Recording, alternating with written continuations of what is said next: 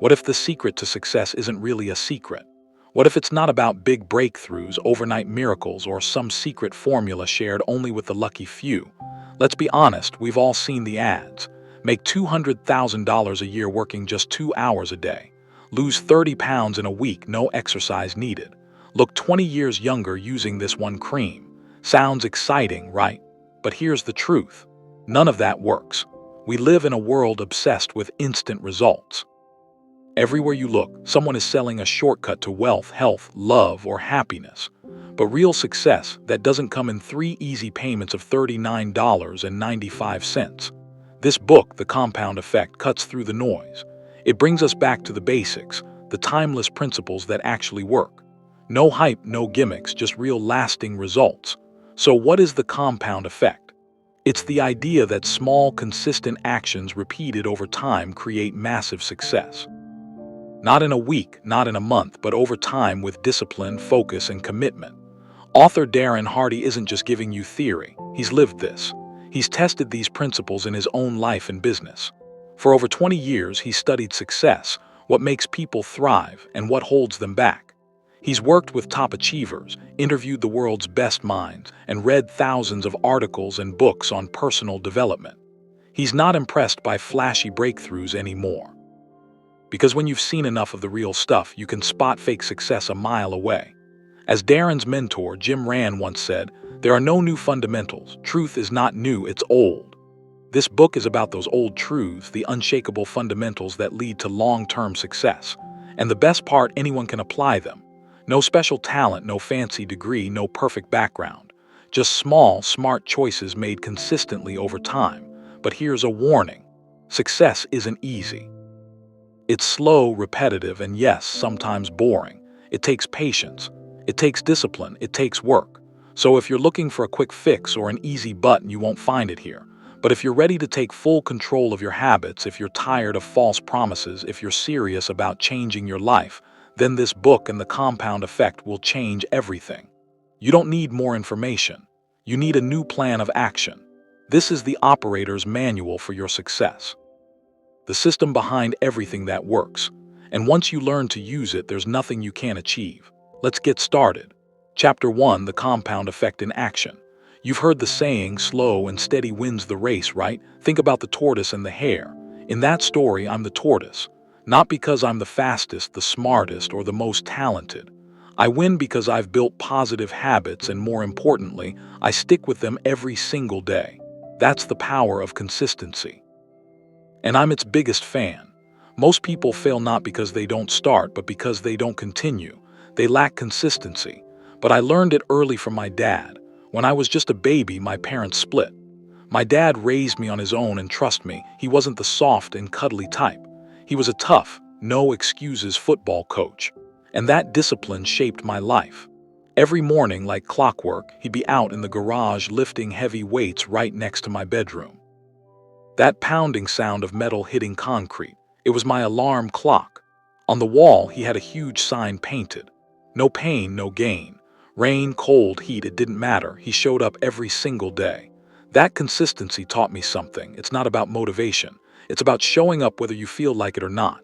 After school, I had a long list of chores. Raking leaves, sweeping, vacuuming, dishes, you name it. And falling behind in school, not an option. Sick days only allowed if you were throwing up, bleeding, or as Dad put it, showing bone. Yep, that actually came from one of his football games. A player asked to come out and Dad said, "Not unless you're showing bone." The guy pulled back his jersey. His collarbone was sticking out. Only then was he allowed off the field. That was my dad. His philosophy was simple. If you're not naturally gifted, then you outwork everyone else. Not good at free throws, shoot 1,000 a day until you get it. Bad at dribbling with your left hand. Tie your right hand behind you and practice for hours. Behind in school, get a tutor and grind until you catch up. No excuses, just work. And the thing is, he walked the talk. From coach to top salesperson to business owner, he climbed every step with pure grit. But he didn't micromanage. He gave us space to figure things out. He believed in personal responsibility. You had to bring the results. Good grades that meant a reward. Like a giant banana split at Preing, our favorite ice cream spot. Bad grades, no ice cream, no reward. Simple, clear, fair. And let me tell you, that banana split was worth working hard for. I looked up to my dad. I wanted to make him proud and feared letting him down. He didn't lecture me about drugs or peer pressure. He just said, be the guy who says no. Don't just follow the crowd, be the one who stands out. That stuck with me. By the time I was 12, I had a schedule like a corporate executive. Sure, I complained sometimes. What kid doesn't? But secretly I liked it. It gave me an edge. By 18, I was running a business and making six figures. By 20, I owned a house in a fancy neighborhood. By 24, I was earning over $1 million a year. And by 27, I had built a business worth more than $50 million, all before I turned 40. And my dad, he laughs about it now. He says there are a lot of ways to mess up a kid. At least my way worked out pretty well. Yes, I've had to learn how to slow down sometimes, to sit still, to take breaks without a business book in hand. But looking back, I'm grateful because what my dad taught me and what I lived through is the compound effect in action. Those little daily disciplines, they added up. They built everything I have today. But maybe you haven't had that kind of coaching. Maybe no one ever showed you how powerful small, consistent actions can be. That's okay. That's what this book is for. Let's be real. We live in a world full of instant gratification. We're sold on the idea of quick fixes and instant results. Lose weight fast, get rich fast, be happy fast, but it's all a lie. There are no shortcuts to success. We've been tricked by marketing. We've been told success is easy. But the truth, success takes effort, time, and consistency. In the next chapters, we'll break down the biggest myths and I'll show you exactly how the compound effect works and how to make it work for you. Let's dive in. You haven't experienced the payoff yet. Let me tell you something important. The compound effect is all about making small, smart choices consistently over time. That's it. No big moves, no dramatic moments, just small decisions done daily. Sounds too simple. That's where most people go wrong. Here's what makes the compound effect so powerful. It works quietly, silently, invisibly at first. You don't lose 30 pounds in a week. You don't become a millionaire in a month. You don't master a new skill in 5 days. In the beginning, it feels like nothing is happening. You start going for a jog every morning, and after 8 days, you still look the same. You've been practicing piano for 6 months and all you can play is chopsticks. You've been saving money for 3 years, but your investment account still looks tiny. So what do most people do? They give up. They say, this isn't working, it's too slow, it's not worth it. And that's the tragedy, because if they had just kept going, the results would have started to show. Think about it like this. Small, smart choices done consistently over time equals radical transformation. It's a simple formula, but don't mistake simple for easy. This is why the compound effect is often ignored. We live in a world of instant everything. Instant food, instant entertainment, instant answers. But success, real success, is never instant. It takes patience, faith, and persistence. Here's the truth. The steps you take might feel small. They might seem boring. They might even look pointless at first. But stacked up over time, those steps will change your life. The compound effect is like planting seeds. At first, the soil looks the same. Days go by, weeks even, with no visible change. But under the surface, something is happening. Keep watering, keep showing up, and one day you'll see growth. And soon after that, the harvest will blow your mind. So don't be fooled by what you can't see yet. Keep taking those steps. Keep showing up because the payoff is coming and it's going to be massive.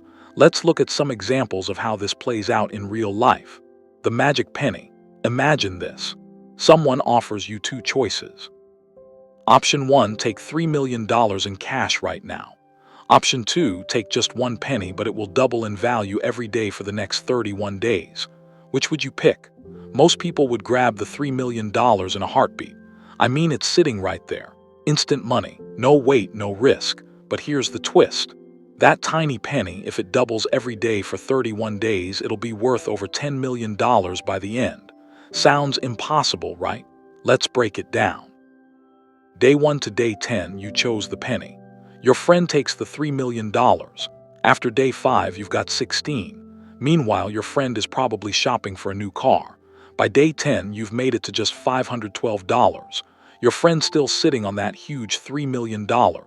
You're starting to wonder, did I make a mistake? Day 20. Now you're 20 days in, only 11 days left.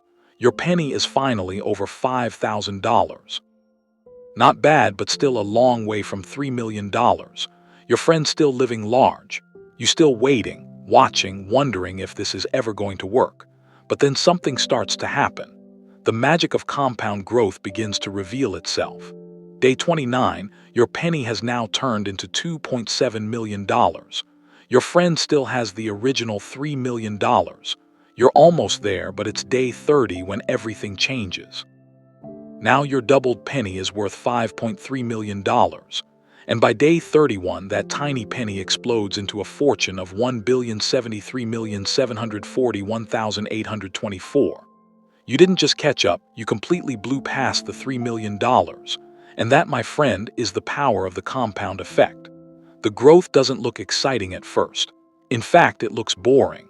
Tiny progress, tiny results. But over time, it multiplies. It builds, and one day it takes off like a rocket. This is exactly how success works in real life. You eat healthy for a week, nothing changes. You read every night for a month, no transformation. You save a few dollars a day, no wealth. So you stop, you give up, and you miss out on the magic. But if you stay consistent, if you keep stacking the right habits, one day the results will seem unbelievable to everyone watching. So remember this formula. Small, smart choices plus consistency plus time equals radical transformation. The penny isn't magic. The compound effect is the story of three friends. Let me tell you a story about three ordinary guys. They all grew up together, live in the same neighborhood, make about $50,000 a year. Each one is married. Each one has average health and a little bit of that post-marriage belly. Meet Larry, Scott, and Brad. Larry. Larry keeps living life as he always has. No major changes, no new habits. He's fine. But deep down, he wonders why nothing ever seems to improve. Scott decides to make some small positive changes. He starts reading 10 pages a day of a good book. He listens to 30 minutes of self-improvement audio during his commute. And after reading an article by Dr. Oz, he decides to cut just 125 calories from his diet every day. That's as simple as skipping one soda or switching from mayo to mustard.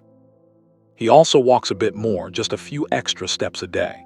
Nothing drastic, no big effort, but he's consistent. Brad, on the other hand, makes a few not-so-great choices. He buys a new big screen TV to binge his favorite shows. He's been cooking more, especially those cheesy, creamy recipes from the Food Channel. He even installs a bar at home and adds one extra drink a week to his routine. It's nothing extreme, just a little more indulgence, a little more comfort. Fast forward 5 months. Guess what? There's no noticeable difference between them. They all look the same, feel the same. Life seems unchanged. 10 months later, still no major difference. Scott's still reading. Brad's still relaxing. Larry's still doing what he's always done. 18 months and now we're starting to notice small changes, just barely. By month 25, the changes are clear. Scott looks fitter, more energetic. Brad is gaining weight, looking sluggish, and Larry as well, still stuck. Month 27. Now the difference is obvious. And by month 31, the results are stunning. Brad has gained 33.5 lb. Scott has lost 33.5 lb. That's a 67 lb swing between the two. Let's do the math. 125 extra or fewer calories a day times 940 days is equal to 117,500 total calorie difference. 117,500 calories divided by 3,500 calories per pound is 33.5 lb. Same time, same kind of people, but completely different outcomes. But it's not just about weight. Scott has read nearly 1,000 hours of books and listened to inspiring audio every day. He's applying what he learned. He's earned a promotion, got a raise, and his marriage is thriving. Brad, he's unhappy at work. His marriage is struggling and he can't figure out what went wrong. And Larry, well, he's still the same, just a little more frustrated that life hasn't changed. The point is this: the compound effect is real. It works for you or against you. Small, smart choices made consistently over time create a massive difference. At first it looks like nothing is happening. But one day, boom, it seems like someone became an overnight success. But that success, it's not overnight. It's the result of hundreds of quiet, invisible wins. So ask yourself, which friend do you want to be? Brad, who lets life slip away with small, poor choices? Larry, who stays stuck in place? Or Scott, who commits to tiny improvements and ends up transforming his life? The compound effect is always working. The only question is, are you using it to build your life or letting it break you down? How one muffin changed everything. The story you just heard about the three friends might have seemed a little dramatic, but the truth is it goes even deeper than that. Because the compound effect doesn't just change what's visible, it starts to shape everything beneath the surface too. Like a small drop in water that sends ripples across an entire lake. Let's look closer at one small decision. Meet Brad again. One day, Brad decides to try out a muffin recipe he saw on the Food Channel. He bakes it. It turns out great. His family loves it. He feels proud. It seems innocent, even heartwarming, so he bakes again and again. Sweets become a more regular part of his routine. He's loving his own cooking and eating more than his share. Not enough to raise eyebrows, but enough to tip the scales. What happens next? At night, Brad feels sluggish. He doesn't sleep well. He wakes up feeling groggy. That makes him cranky and his mood starts affecting his work performance. He's now a little less productive, which leads to a few disappointing comments from his boss. That discouragement carries over and now Brad starts disliking his job. The drive home feels longer, the stress feels heavier, and so he reaches for comfort food again to unwind. The cycle begins. Once upon a time, Brad would take evening walks with his wife, but now he just doesn't feel like it. Low energy, no motivation, so the walks stop. Their conversations become shorter, their connection weaker. His wife misses their time together. She wonders what's changed. And since Brad's no longer getting fresh air, he's not getting those endorphin boosts that kept his mood in balance. He feels low, unhappy, and it spreads. Brad starts noticing flaws in himself and in others. He doesn't compliment his wife anymore. He feels a little out of shape, a little less confident, a little less romantic. Late at night, he turns on the TV, not for entertainment, but for escape. His wife begins to feel lonely. She tries to talk to him. She complains, but Brad feels like she's just nagging. She becomes needy, then distant. She pours her energy into her work, spends more time with friends. Men begin to notice her, flirt with her. She doesn't cheat, but she feels seen again. Brad can feel something's off, but instead of looking inward, he blames her. He's confused, frustrated. He doesn't realize that it all started with that small muffin habit and how it snowballed into something so much bigger. Meanwhile, his friend Scott, the one reading 10 pages a day, he's thriving. He feels energized, focused, connected. He's getting promoted. He's more present at home. His relationship is flourishing. Not because he made one giant leap, but because he repeated simple daily disciplines consistently. That's what Jeff Olson, author of The Slight Edge, calls simple disciplines versus simple errors in judgment. Every day we're making a choice and the compound effect never stops working. The results are predictable. They're measurable. They're guaranteed if you stay the course. And that's the good news. You don't need to wait for some giant breakthrough or summon a dramatic burst of motivation. You don't need to perform a grand, heroic act. All you need is to take tiny steps, repeat them consistently, and give them time. That's all target. The truth is we've been conditioned to believe in flashy all-or-nothing transformations. Society praises big wins, not slow progress. But that mindset leaves people burned out, disappointed, and stuck. Instead, choose the quieter, smarter path. Choose the one that compounds. In the book, there's a chart, figure 1, that shows 2 lines. At first, both are almost flat. No change, no result. But slowly, one line starts to curve upward, the other downward. The gap between them grows and explodes over time. That's the compound effect. It starts with tiny invisible choices, but eventually it creates massive visible results. So let me ask you this. Are you planting seeds for success or sowing the slow downfall of your own potential? Remember, one muffin didn't ruin Brad's life, but his daily choices did. Just like one salad didn't transform Scott. But his daily habits built a new life. The compound effect is always running in the background. It's not a matter of if it works. It's a matter of how you use it. Make it your ally and let it carry you toward the life you want. One small choice at a time. Why success often fails and how to avoid it. Let's face it, the hardest part of the compound effect isn't understanding it. It's sticking with it day in, day out before we can finally see the payoff. Because the truth, the rewards don't show up overnight. They show up slowly, quietly, then all at once. Our grandparents understood this. They didn't need TV infomercials promising six-pack abs in 30 days or some guru selling real estate riches in just 6 months. No, they got up early, worked hard, 6 days a week from sunup to sundown. They didn't chase shortcuts. They lived by something we've almost forgotten today. Hard work, discipline, consistent habits. That was their secret formula. Not flashy, not trendy, just solid, honest effort over time. But here's the thing. Success doesn't always last forever. Wealth, prosperity, even strong values, they tend to skip generations. Why? Because abundance can breed complacency. The next generation grows up surrounded by success, but they didn't earn it. They didn't fight for it. They didn't sacrifice or struggle to build it. And so they don't always know how to value it. Think about it. Children of royalty, movie stars, corporate heirs. They often grow up entitled, not disciplined, surrounded by luxury but lacking grit because they didn't develop the habits that built the empire. They just inherited the spoils. And it's not just the rich. This mindset shows up everywhere. We see it in regular families, in adults who once worked hard but now take shortcuts. In a society that's grown addicted to comfort. We've become soft mentally, emotionally, and physically. As a culture, we've lost our connection to what it really takes to succeed. Words like grit, fortitude, and resilience aren't glamorous anymore. They're old-fashioned, boring, uncool. And yet those are the exact traits that built every lasting legacy in history. It was the grind that shaped our ancestors, the struggle that chiseled their character, the discipline that made them unshakable. But here's the pattern we often ignore. Nothing fails quite like success. Yes, you heard that right. Success left unchecked often leads to failure. Why?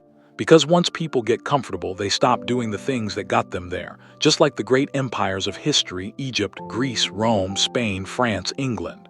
They didn't fall because of enemies. They fell because of complacency. They stopped striving. They stopped growing. They got lazy and crumbled from within. It's like the story of the boiling frog. If you drop a frog into boiling water, it'll jump out immediately. But if you place it in cool water and gradually heat it, it'll stay there comfortable until it's too late. That's what happens with success. We get used to the warmth and we don't realize the heat is rising until we're cooked. So, what's the solution? It's simple, but not easy. We need to reclaim the work ethic our grandparents had.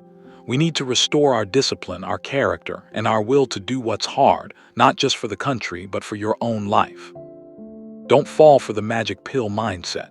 You can wait on the couch for your dreams to manifest or chant all the affirmations in the world, but success isn't a genie you summon. It's a craft you build, one brick at a time.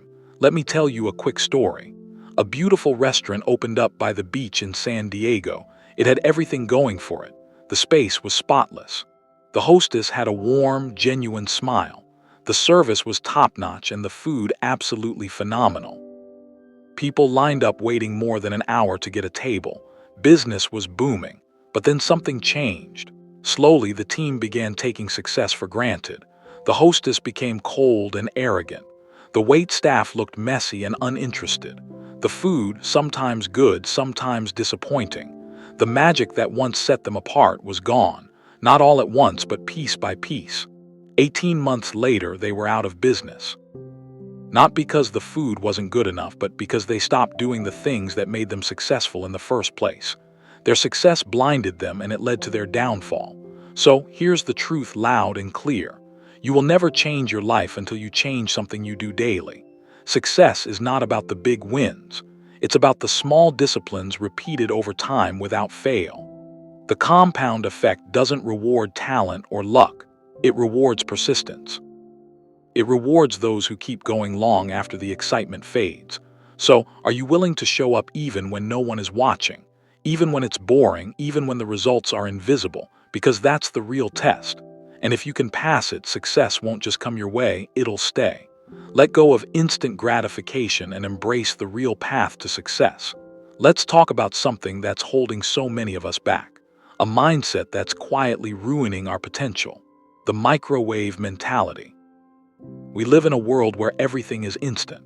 Fast food, 1-hour glasses, 30-minute photo processing, overnight shipping, instant texts, microwave meals, even microwave eggs. We're surrounded by speed. And slowly we've started to expect our success to come that way too. But here's the truth. Success does not work on a microwave setting. It's not fast, it's not easy, and it's definitely not instant. Real success is slow. It's boring. It's built one small step at a time. When you truly understand the compound effect, you start to lose those instant result expectations. You stop waiting for miracles. You stop hoping for shortcuts.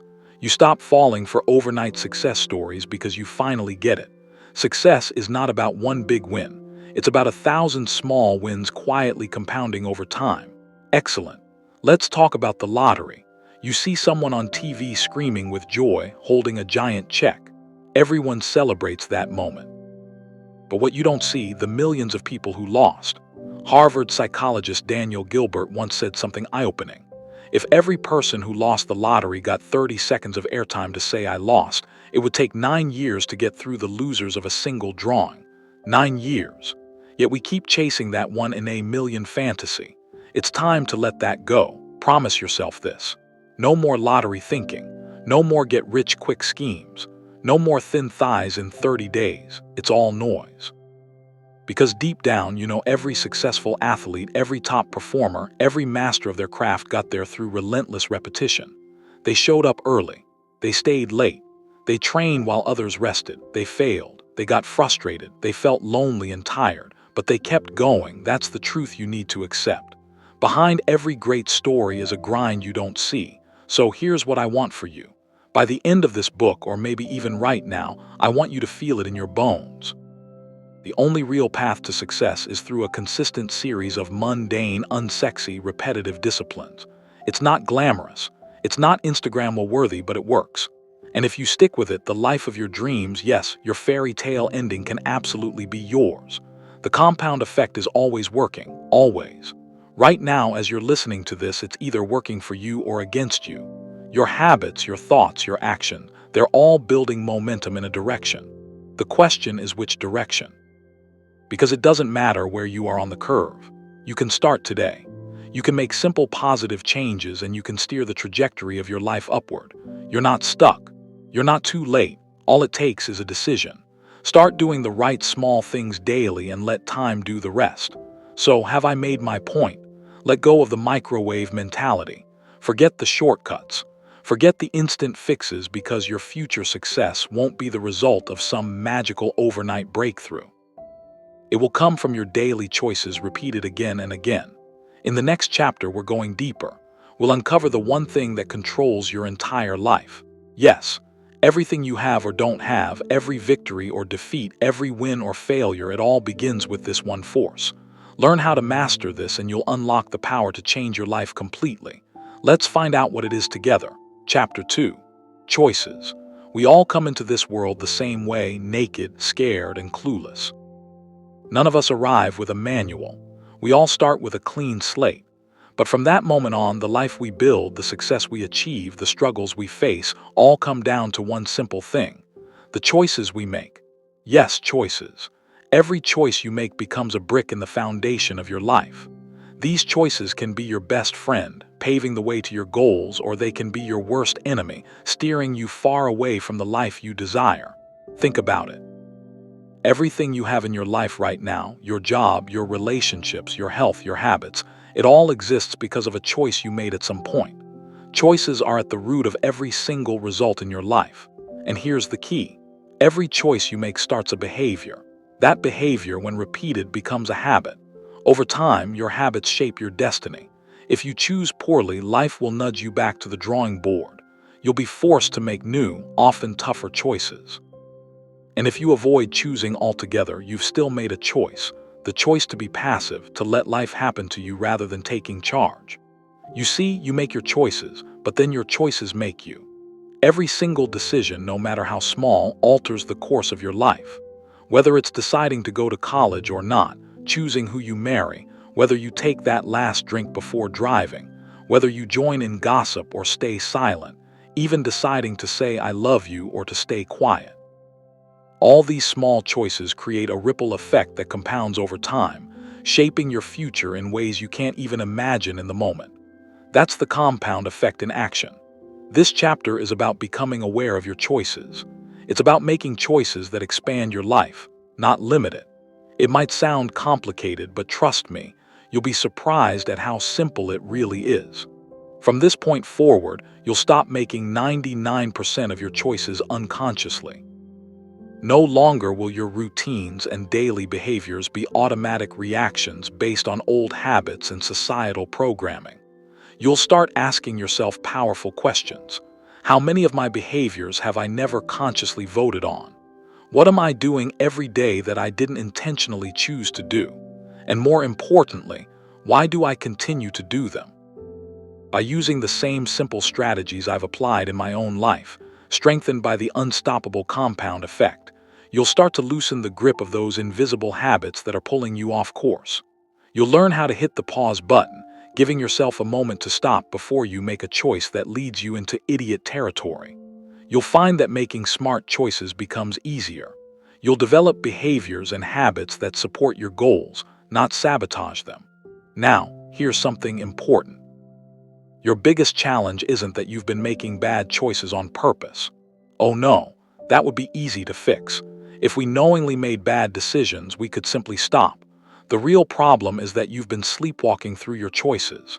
Half the time, you're not even aware you're making them. It's not that you lack intelligence. It's not that you're lazy.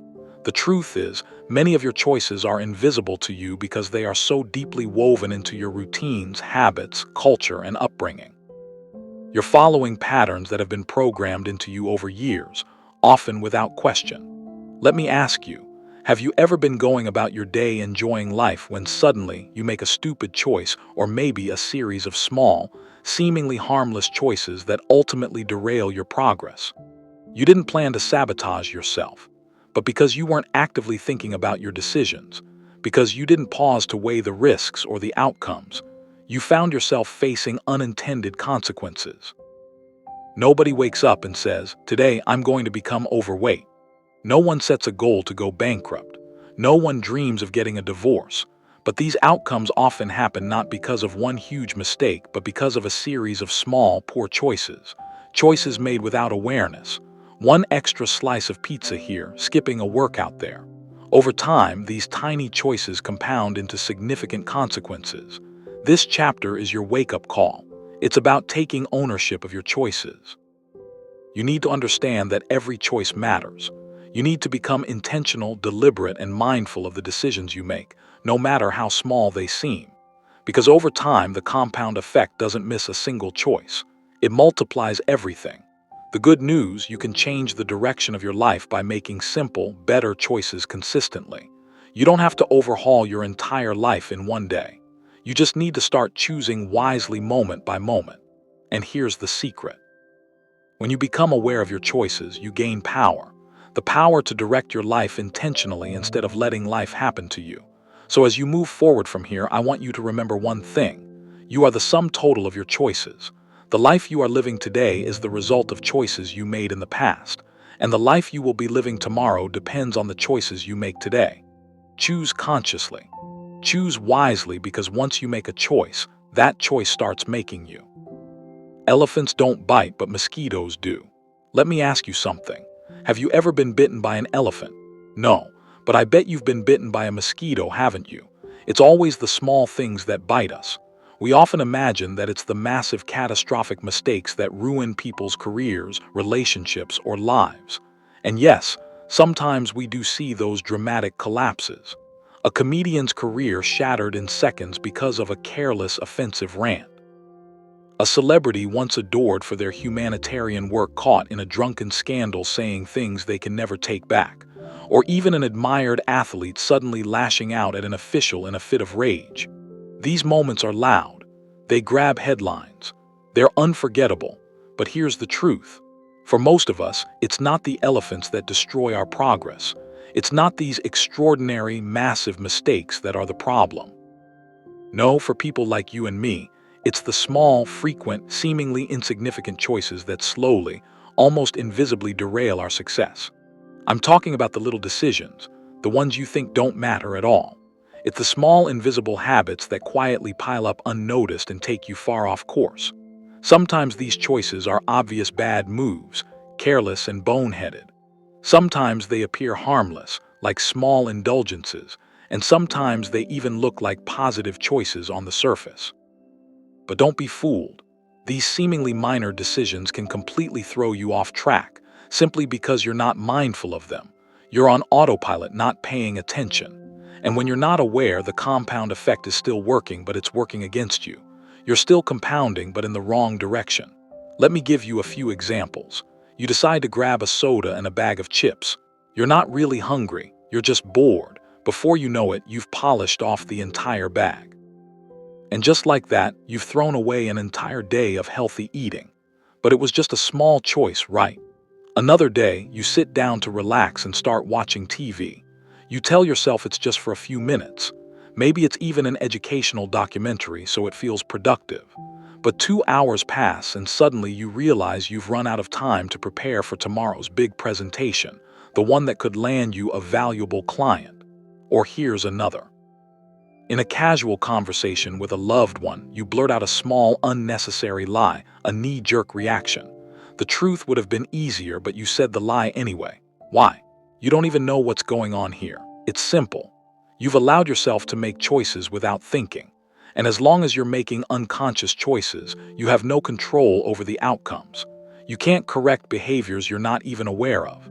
You can't build productive habits if you're sleepwalking through your decisions. This is where the compound effect becomes dangerous, because remember, the compound effect always works. It never stops. The only question is it working for you or against you? It's time to wake up.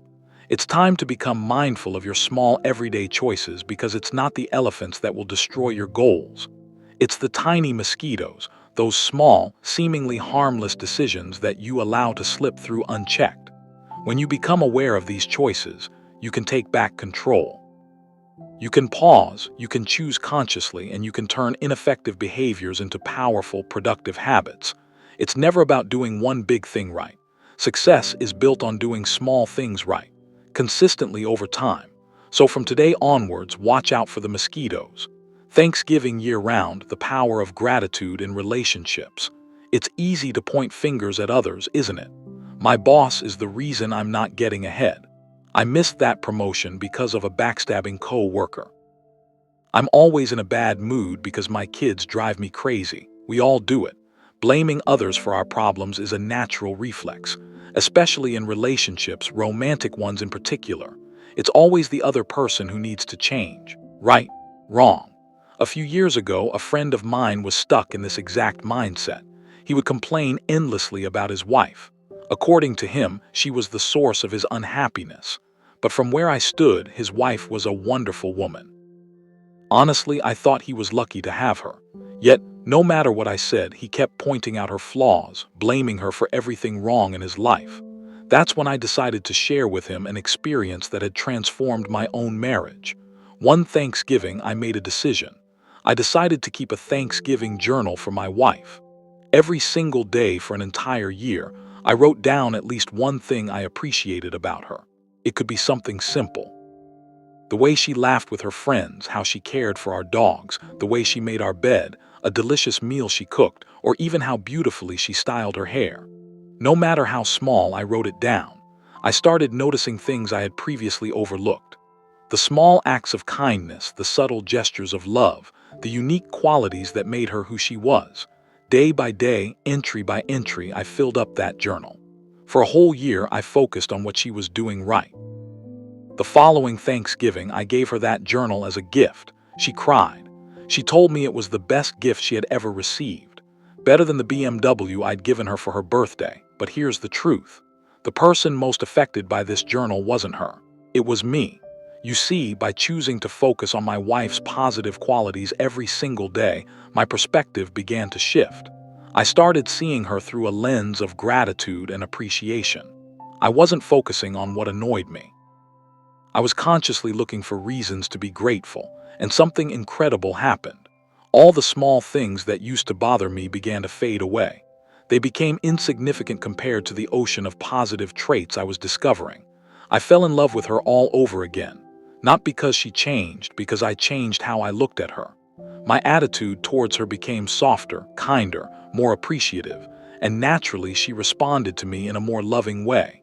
This created a positive cycle. The more I appreciated her, the better I treated her. The better I treated her, the more love she felt, and the more love she felt, the more she responded with kindness and affection. This cycle compounded over time, and that year turned out to be one of the best years of our marriage. After hearing my story, my friend, who had been stuck in a loop of blame, decided to try it too. He started his own Thanksgiving journal for his wife. At first, it was hard for him. His habit of focusing on her flaws was strong, but slowly as he forced himself to look for her good qualities, things started to shift. Within a few months, his entire perspective changed. He began interacting with his wife differently.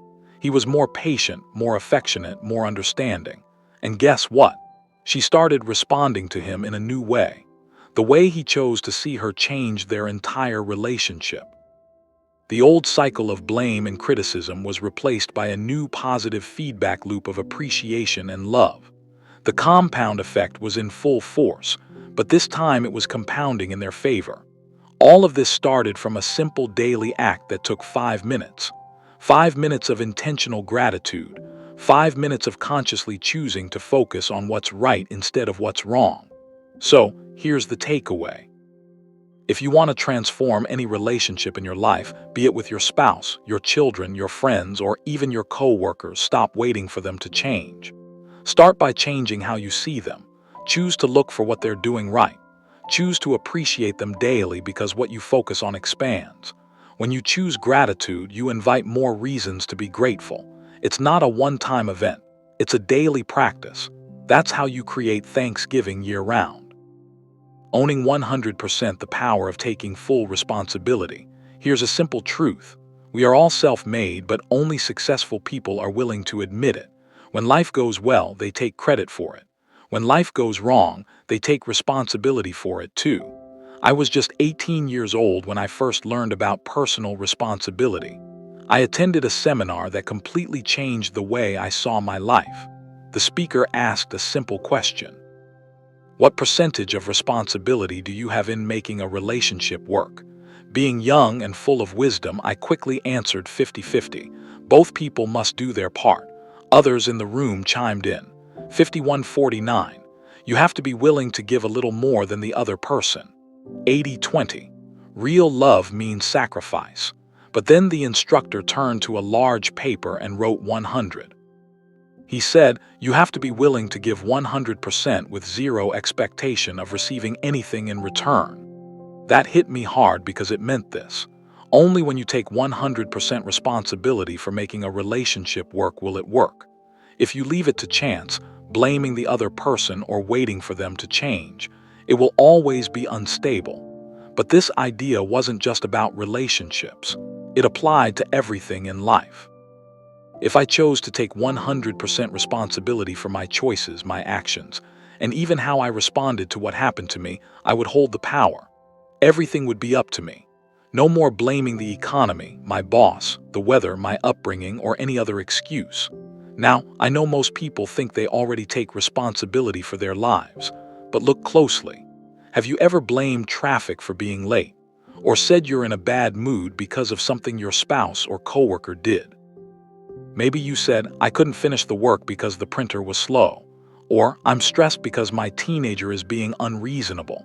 In all these situations, you're handing over your power.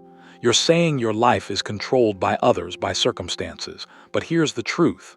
You were late. Maybe you should have left earlier. The printer was busy. Shouldn't you have printed it sooner? The presentation got messed up. Did you double-edge check it? Your teen is difficult. There are tons of books and resources to help you improve how you handle it. You are 100% responsible for everything you do, don't do, or how you react to what happens to you. This mindset will change your life. It changed mine. I realized that success isn't about luck or the perfect situation or waiting for someone else to fix things. If it's going to be, it's up to me. No matter who's in charge of the country, no matter what's happening in the economy, no matter what someone else says or does, I'm in control of me. When you choose to give up the habit of blaming, when you stop waiting for someone else to fix things, when you take 100% ownership of your life, you become free. You hold the power to change your destiny. And that's the ultimate jackpot. Getting lucky. The truth about luck and success. Maybe you've thought to yourself, I'm just not lucky. Maybe you believe that some people are destined for success while others are doomed to struggle. But here's the truth. That's just an excuse. The difference between people who are rich, happy, and healthy and those who are broke, depressed, and unhealthy is not luck. It's the choices they make day after day, moment by moment. Sure, luck exists, but it's not what you think. If you woke up today, if you're breathing, if you have your health, if you have some food in the kitchen, you are lucky. Many people in this world don't even have that. The problem is most people don't recognize how lucky they already are. Luck is not some magical force that picks favorites. It's not a lottery ticket that randomly lands in someone's lap. Luck is something that everyone has access to. But what separates the successful from everyone else is how they respond when luck shows up. I once asked Richard Branson, the billionaire entrepreneur, whether he believed luck played a part in his success. He said something powerful. Yes, of course. We are all lucky. If you live in a free society, you are lucky. Luck surrounds us every day. We are constantly having lucky things happen to us, whether you recognize it or not. I have not been any more or unlucky than anyone else. The difference is when luck came my way, I took advantage of it. That last part is key. Luck is useless if you're not prepared to act on it. We've all heard the old saying, luck is when opportunity meets preparation. That's true, but I believe there's more to it. There are two other ingredients that most people forget about when it comes to getting lucky. Those two are awareness, taking action. You see, opportunities are all around you every single day. But most people are too distracted, too busy, or too negative to notice them. That's where awareness comes in. You have to train yourself to see the small chances, the hidden opportunities that others overlook. And once you see them, you need to act immediately. That's the second ingredient, action. Many people see opportunities, but they hesitate, they overthink. They wait for the perfect time, and by the time they're ready, the opportunity is long gone. So if you want to be lucky, here's the formula. Prepare yourself. Develop your skills, mindset, and readiness. Stay aware. Keep your eyes open for opportunities. When luck shows up, take action without delay. Success isn't about luck choosing you. It's about you being ready to choose luck when it arrives. The complete formula for getting lucky. People often think luck is this magical force that randomly blesses some people and ignores others, but here's the truth. Luck isn't random. Luck follows a formula. And once you understand it, you'll see that luck isn't about chance. It's about preparation, mindset, and action. Here's the simple formula for getting lucky. Preparation plus attitude plus opportunity plus action equals luck. Let's break that down. Number 1, preparation. Be ready before luck knocks. Luck loves people who are prepared. When you're constantly improving yourself, building your skills, gaining knowledge, expanding your network, and strengthening your resources, you position yourself to take advantage of opportunities when they show up. The legendary golfer Arnold Palmer once said, "It's a funny thing. The more I practice, the luckier I get." That's not a coincidence. When you prepare daily, you create your own luck because you're ready to act when a chance appears. Number 2, attitude. You'll only see luck if you believe in it. This is where most people miss out. Attitude is about having the right mindset, the belief that luck is all around you. If you believe opportunities are scarce, you'll never see them, even when they're right in front of you. But if you train your mind to look for the positive, to search for chances, you'll start noticing opportunities everywhere. As Richard Branson said, luck is always around us. The difference is whether we recognize it. You can't see what you're not looking for, and you won't look for what you don't believe exists. Number 3, opportunity. Luck shows up unannounced. Opportunities often show up when you least expect them. You can't plan for them, you can't predict them. Sometimes opportunities arrive faster or in a different form than you imagined. But when they do, will you be ready? Remember, opportunity doesn't shout, it whispers. And only those who are prepared and paying attention will hear it. And number 4, action. The final and most important step. This is where you come in. It doesn't matter how many lucky breaks life sends your way. If you don't take action, they're worthless. Opportunities are meaningless without action. This is the difference between people like Richard Branson and, well, people like Joseph Wallington. Who's Joseph Wallington exactly? You've never heard of him. That's because he failed to act on the lucky opportunities that came his way. So here's the hard truth. Stop blaming your circumstances. Stop complaining about the cards you were dealt or how unlucky you've been. There are countless people with fewer resources, bigger challenges, and tougher lives than you. Yet they're wealthier, happier, and more fulfilled. Why? Because they prepared, they kept a positive attitude, they noticed opportunities, and most importantly, they took action. Luck is an equal opportunity giver. Lady Luck shines on everyone. But while most people walk around with their umbrellas up, shielding themselves from opportunity, successful people keep their faces turned up, ready to receive it. When it comes down to it, it's all on you. Luck isn't magic, it's a choice. And it starts with you deciding to be prepared, to stay positive, to spot opportunities, and to take immediate action. The high price of tuition at UHK, the University of Hard Knocks. Let me tell you a story. Nearly a decade ago, I was invited to join a new startup business as a partner. I invested a huge sum of money, over $330,000, and worked nonstop on it for almost 2 years. But then everything came crashing down. I discovered that my business partner had completely mismanaged the finances and wasted all the money. Just like that, it was gone. Now, you might expect that I'd be furious, maybe even take him to court, but I didn't. In fact, I later lent him more money when he had a personal emergency. Sounds crazy, right? But here's the truth. That loss was my fault. You see, I had agreed to go into business with him without doing my homework. I didn't check his background properly. I didn't investigate his character deeply enough. And during the business, I wasn't paying attention to the financial details. I trusted him to handle it. But in reality, I was being lazy. I ignored red flags. I overlooked warning signs. Every decision that led to that loss was a choice I made. So in the end, I was 100% responsible for the results. When I found out what had happened, I had a choice. I could waste more time and energy fighting it, or I could accept responsibility, learn my lesson, and move on. I chose to move on. And honestly, if I faced that situation again, I'd make the same choice, because the most valuable lessons in life often come from the University of Hard Knocks. The tuition is expensive, but the education is priceless. Now, I'm challenging you. No matter what has happened to you in the past, no matter who wronged you, betrayed you, or let you down, take complete responsibility for it, good or bad, victory or defeat, own it. My mentor Jim Ran once said, "The day you graduate from childhood to adulthood is the day you take full responsibility for your life." So, let me ask you, are you ready to graduate? Today is your graduation day. From this moment on, choose to take 100% responsibility for your life. No more excuses, no more blame. Understand this. Your choices have the power to free you as long as you're willing to own them. It's time to make the choice to take control. Because when you do, you'll no longer be a victim of circumstances. You'll be the author of your destiny. It's all on you. Your secret weapon, your scorecard. Let me share with you one of the most powerful strategies I've ever used to improve my life. It's simple, but it's a game changer. This strategy will help you control your daily choices. And when you control your choices, everything else starts to fall into place. Your habits, your behaviors, your results, they all start aligning like loyal soldiers marching toward your goals. Here's how it works.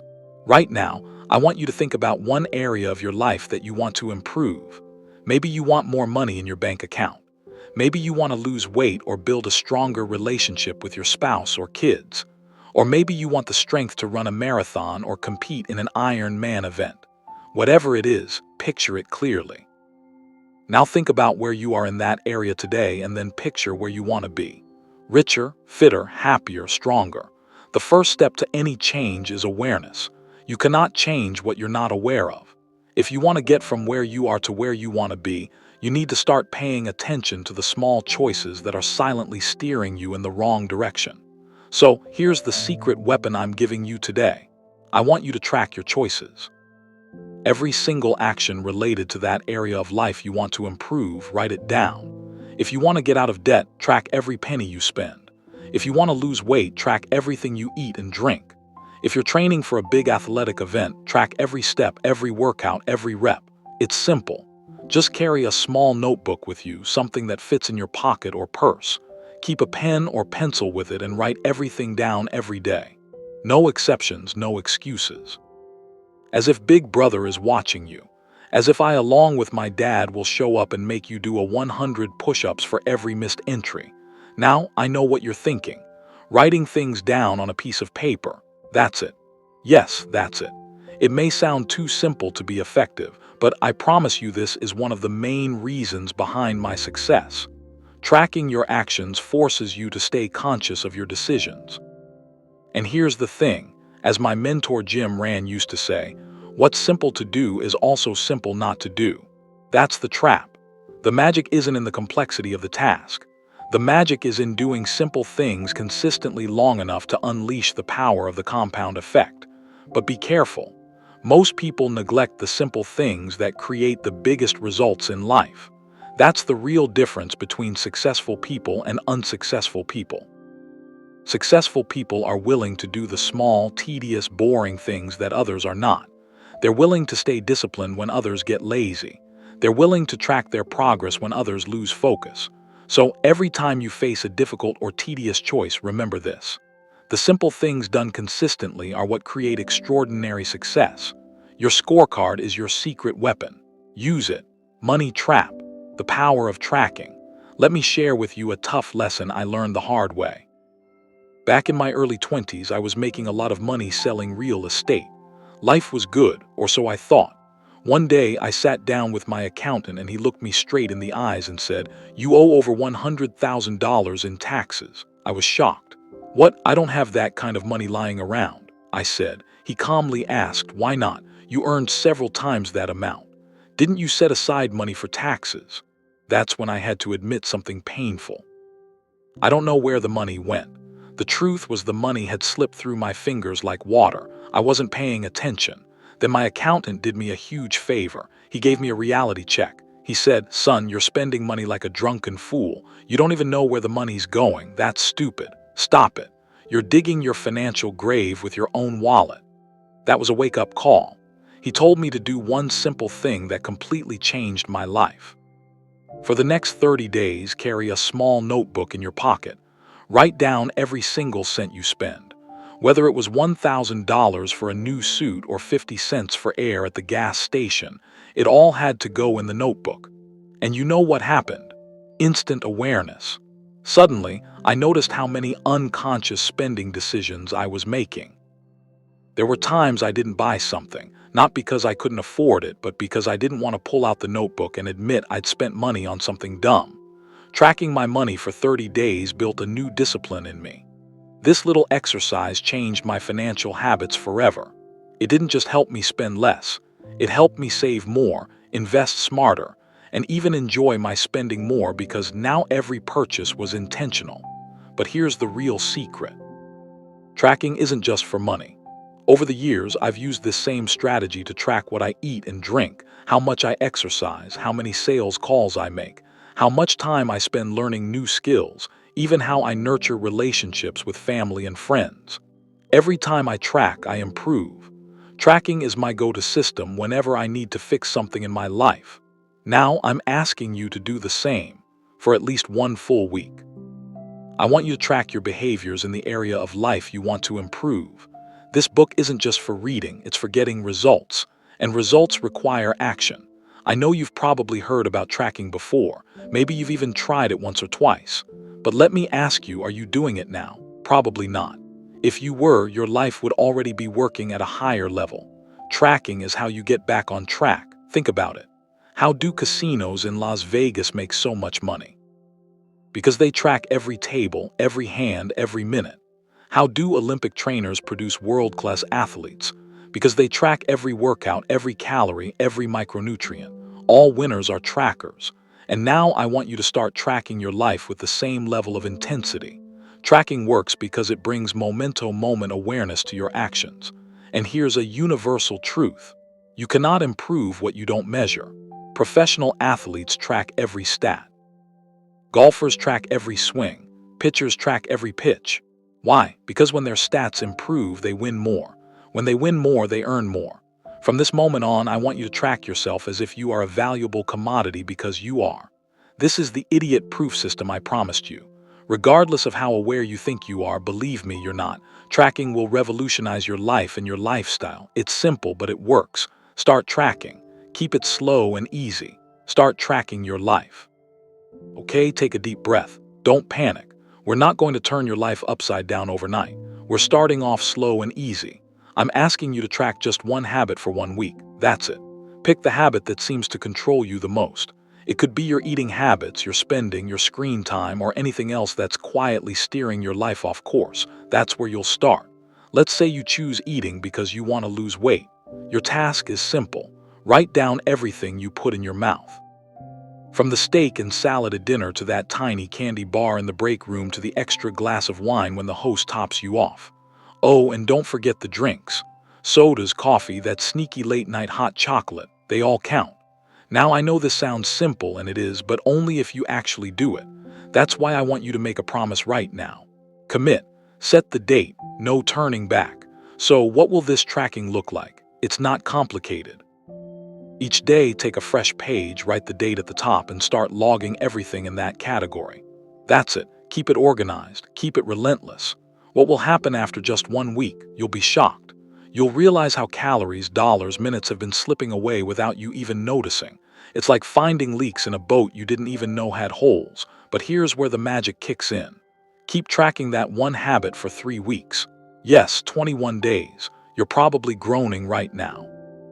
You're thinking, 3 weeks, I don't want to carry a notebook around for that long. But trust me, after 1 week, the results will be so obvious you'll want to continue. Why 3 weeks? You've probably heard that it takes 21 days to build a habit. Is that an exact science? Maybe not, but it's a good rule of thumb and it's worked for me. So commit to tracking that one habit for 21 days. Now, here's the fun part. After a few days, you'll catch yourself thinking, do I really want that candy bar? Because I'll have to write it down. That little pause, that's awareness. And that pause will save you 200 calories. Skip that candy bar every day for 2 weeks. And guess what? You've already lost a pound without going on a diet. Or let's talk about that daily $4 coffee. At first, it seems harmless, right? But let's do the math. $4 a day for 3 weeks is $60. $4 a day for a year is $1,460. Invested over 20 years, that's $51,833.79. That's right. Your $4 coffee habit is costing you a brand new luxury car in 20 years. Every dollar you spend today could be worth $5 in 20 years or $10 in 30 years if you invested it instead. So next time you look at a $50 item in a store, ask yourself, is this worth $250 of my future money? If the answer is yes, go for it. But if not, put it back on the shelf and thank future you for being smarter. Think about how often we go to stores like Costco. You walk in with a plan to spend $25 and somehow you walk out $400 lighter. We all do it. But once you start tracking, you'll see those $50 fun purchases through a different lens. When you track like this, you stop sleepwalking through life. You wake up. You become aware and you start making better choices. All with a simple notebook and a pen. It's so simple yet so powerful. That's the compound effect in action. Small, smart choices made consistently over time will change your life forever. The unsung, unseen hero. Small steps, big impact. Once you start tracking your life, something amazing will happen. Your attention will shift. You'll begin noticing the smallest things you're doing right and the tiniest things you're doing wrong. And here's the key. When you choose to make even the smallest course corrections consistently over time, you will see extraordinary results. But here's the catch. Don't expect instant applause. No one will notice. There won't be a trophy. No congratulations card in the mail. That's because these small adjustments are invisible at first. But don't let that fool you. Over time, these tiny disciplines will compound into something massive. Think about it like this. A horse wins a race by just a nose, barely an inch. Yet the prize money for first place is 10 times more than second place. Is that horse 10 times faster? No. It's just a tiny bit better. But that tiny bit makes all the difference when it's been compounded through extra laps in training, better nutrition, a more disciplined jockey. Let's look at golf. After hundreds of tournaments and thousands of swings, the difference between the #1 golfer in the world and the #10 golfer is just 1.9 strokes. That's it.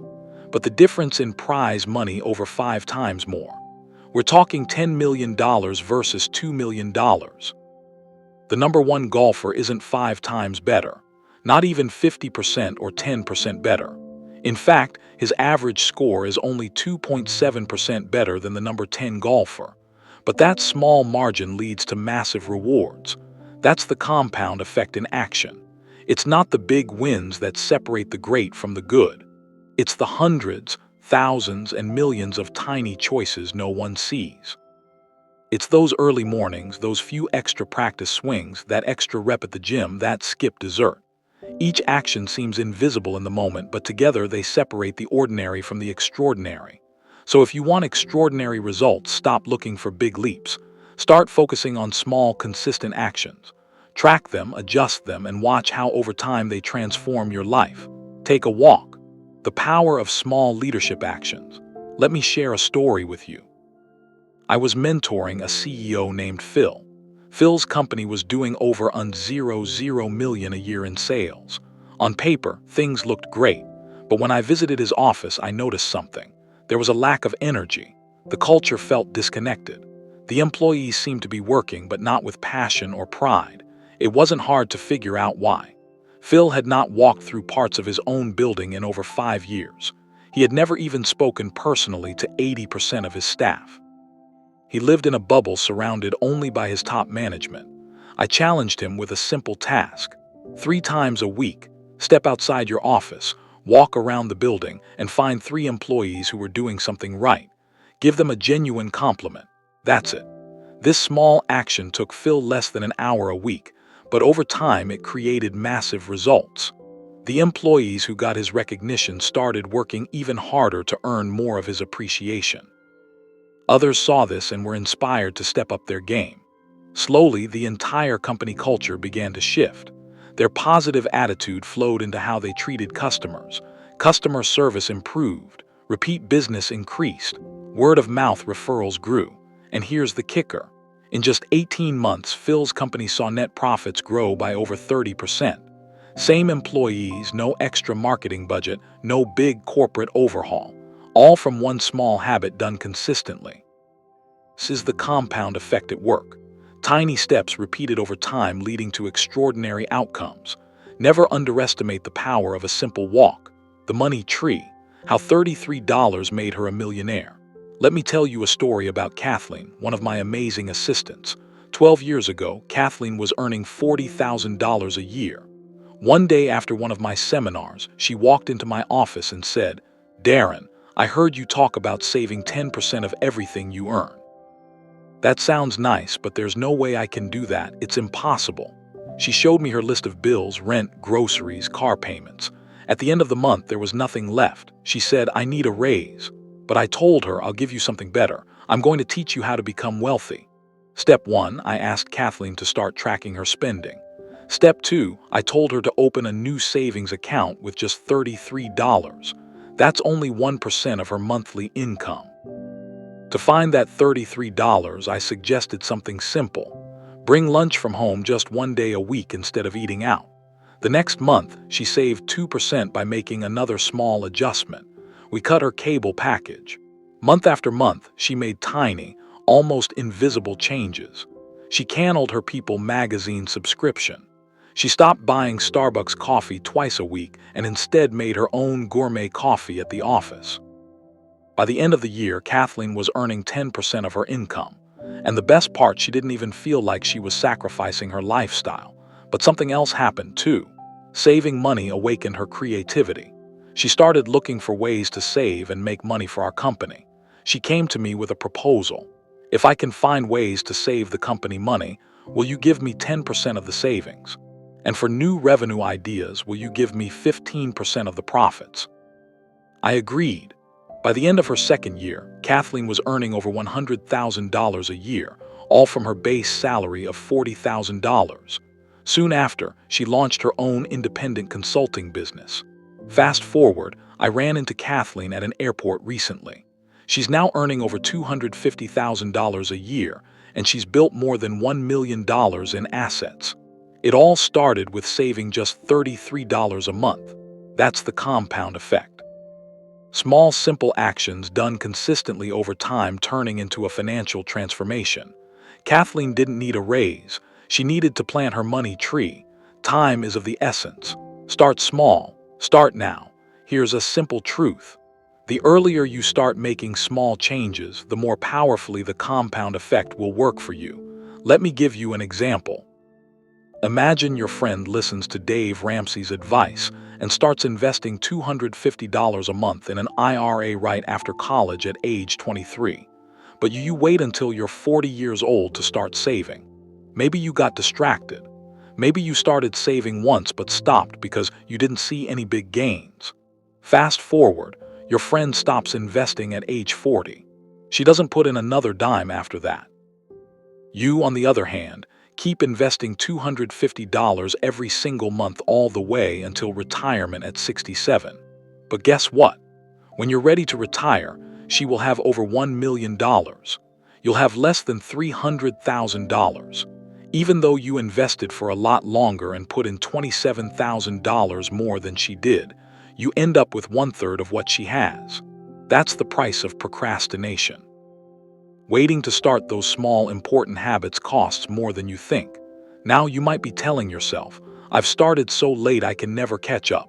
But that's just a story in your head. It's never too late to benefit from the compound effect. Let's say you've always wanted to learn piano, but you're about to turn 40 and you feel it's too late. If you start now, by the time you're 65, you could be a master pianist. That's 25 years of experience. And it all starts with the first tiny step. But what if 25 years feels too long? What if you only have time or patience for 10 years? Here's where it gets exciting. In his book Focal Point, Brian Tracy explains how to improve any area of your life by 1,000%. Sounds huge, right? But here's how simple it actually is. You improve by just 1% each workday. That's 1 out of 1,000. Could you do that? Of course, anyone can. Here's what happens. After a week, you've improved by 0.5%. After a month, you're 2% better. Compounded over a year, that's a 26% improvement. That might still seem small, but wait for the magic of compounding. At this pace, your income and performance will double every 2.9 years.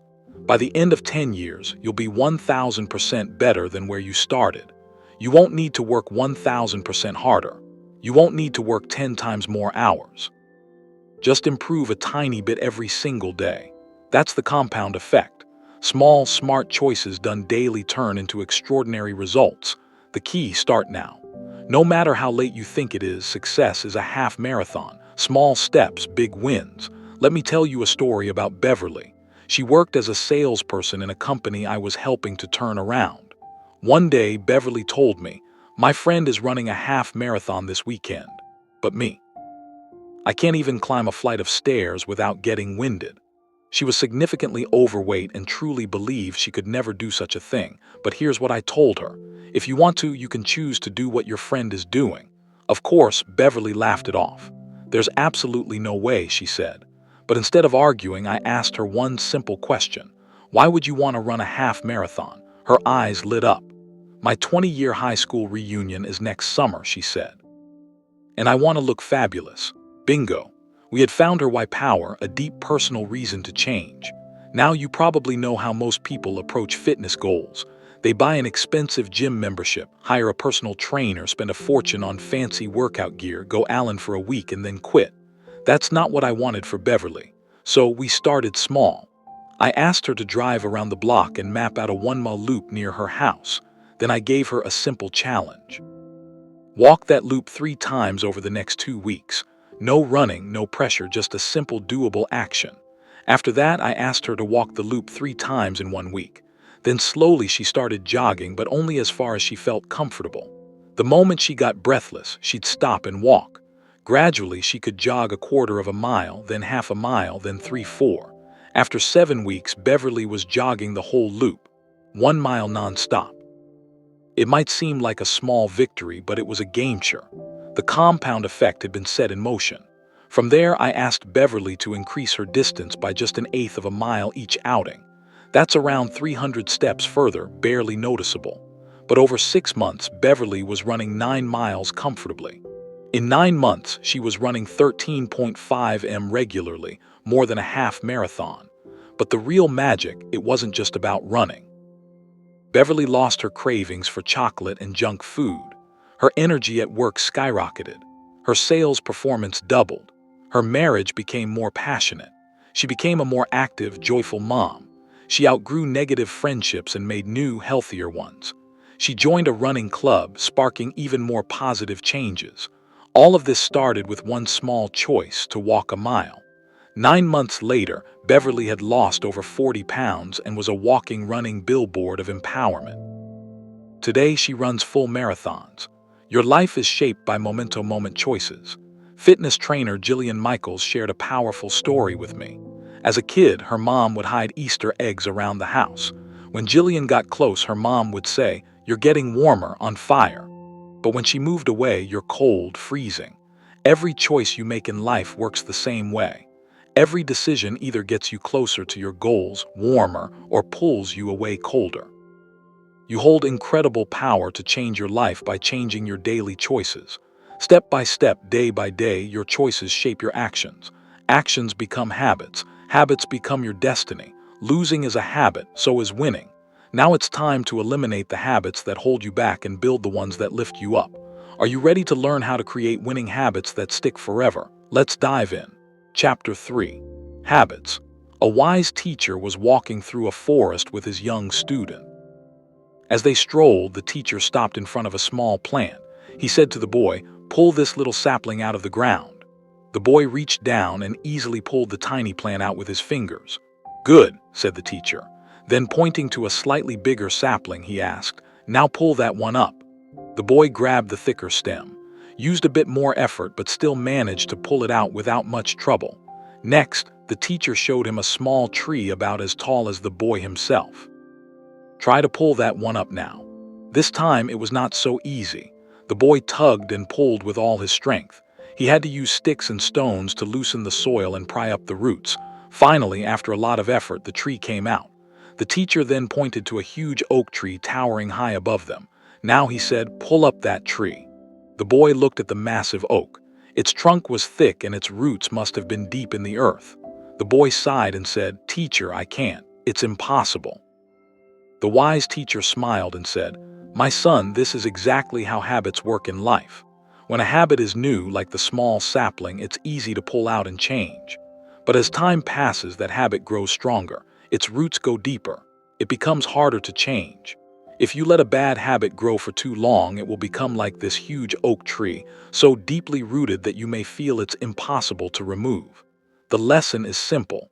Start working on your habits when they are small. Don't wait until they've grown into something massive and difficult to change. Creatures of habit. Aristotle once said, "We are what we repeatedly do." That's a powerful statement, isn't it? What we do over and over again becomes who we are. But what exactly is a habit? The dictionary says, a habit is a behavior we do so often it becomes almost automatic. Let me tell you a simple story. A man is riding a horse. The horse is galloping fast, running as if it knows where it's going. A person standing by the road yells to the rider, "Hey, where are you going?" The man on the horse shouts back, "I don't know, ask the horse." This is the story of most people's lives. We are riding on the back of our habits, letting them take us wherever they want. We don't stop to ask, "Am I even going in the right direction?" It's time to grab the reins of your life. You can't let your habits control you anymore. You need to control them, but first, don't be too hard on yourself. There's a reason this happens. Psychologists say that 95% of everything we think, feel, and do is a habit. Yes, 95%. That means most of our actions are automatic. We don't even realize we're doing them. We aren't born with habits. We develop them. Starting from childhood, we pick up habits from our parents, our surroundings, and our life experiences. Over time, these habits get stronger and they begin to run on autopilot. Now, autopilot isn't always a bad thing. Imagine if you had to think carefully every single time you brushed your teeth or when you put on your seat belt or made breakfast. Life would be exhausting. Good habits save us time and mental energy. They make our lives easier. But here's the catch. Bad habits grow just as strong as good ones. If you have the habit of eating healthy, it probably feels natural to choose healthy foods. If you're in shape, it's likely because working out has become a part of your daily routine. If you're successful in sales, it's because you've developed habits like positive self-talk, mental preparation, and resilience against rejection. I've met many CEOs, top athletes, and successful entrepreneurs. Do you know the one thing they all have in common? Good habits. That doesn't mean they're perfect. They still have bad habits, but not many. And that makes all the difference. Success isn't about being super smart or incredibly talented. It's about what you do consistently. It's about habits that push you to become better, to keep learning, improving, and preparing. Let me share a story my dad told me about Larry Bird, the basketball legend. Larry wasn't the fastest, the tallest, or the most athletic player. In fact, some people even said he looked awkward on the court. But Larry Bird became one of the greatest basketball players of all time. How habits? Every morning before school, Larry would shoot 500 free throws every single day. While others relied on talent, Larry relied on practice, discipline, and habits. That's how he became a champion. And here's the good news. You can do the same for yourself. You can train yourself to build habits that will make you a champion in your own life. It's true that many of your current habits were formed unconsciously. Maybe you picked them up from your parents, your environment, or as ways to cope with life. But just like you learned them, you can also unlearn them. You have the power to change. It all starts with a choice and the willingness to practice new habits until they become automatic. Are you ready? Let's go. Start by thinking your way out of the instant gratification trap. We all know the truth. Eating Pop-Tarts won't help us lose weight. Watching hours of TV every night won't make us smarter or more successful. Buying expensive running shoes doesn't mean we're ready to run a marathon. We know these things. We're rational beings, right?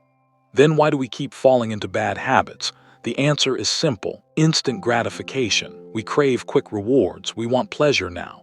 And that need often makes us act without thinking. Imagine this. What if every time you took a bite of a Big Mac, you immediately collapsed from a heart attack? Would you go for a second bite? Probably not. What if your very next cigarette instantly aged your face to look like you're 85 years old? Would you light up again? Highly unlikely. Or what if skipping one important work call caused you to lose your job that very same day? You'd probably never miss a call again. And what if that first forkful of cake made you instantly gain 50 pounds? Saying no thanks to dessert would be easy, but here's the problem. In real life, bad habits don't punish you instantly. The damage is slow, silent, invisible in the moment. You don't feel the heart attack today. You don't see your face aging after one puff. You don't get fired for skipping that task today. That's why bad habits feel so harmless. But make no mistake, the compound effect is still working on you. Every small bad choice is like adding one tiny drop into a bucket. You don't notice it today, but one day the bucket overflows.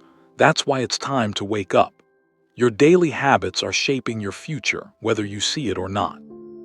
Even the smallest changes in your routine can completely transform where you'll end up.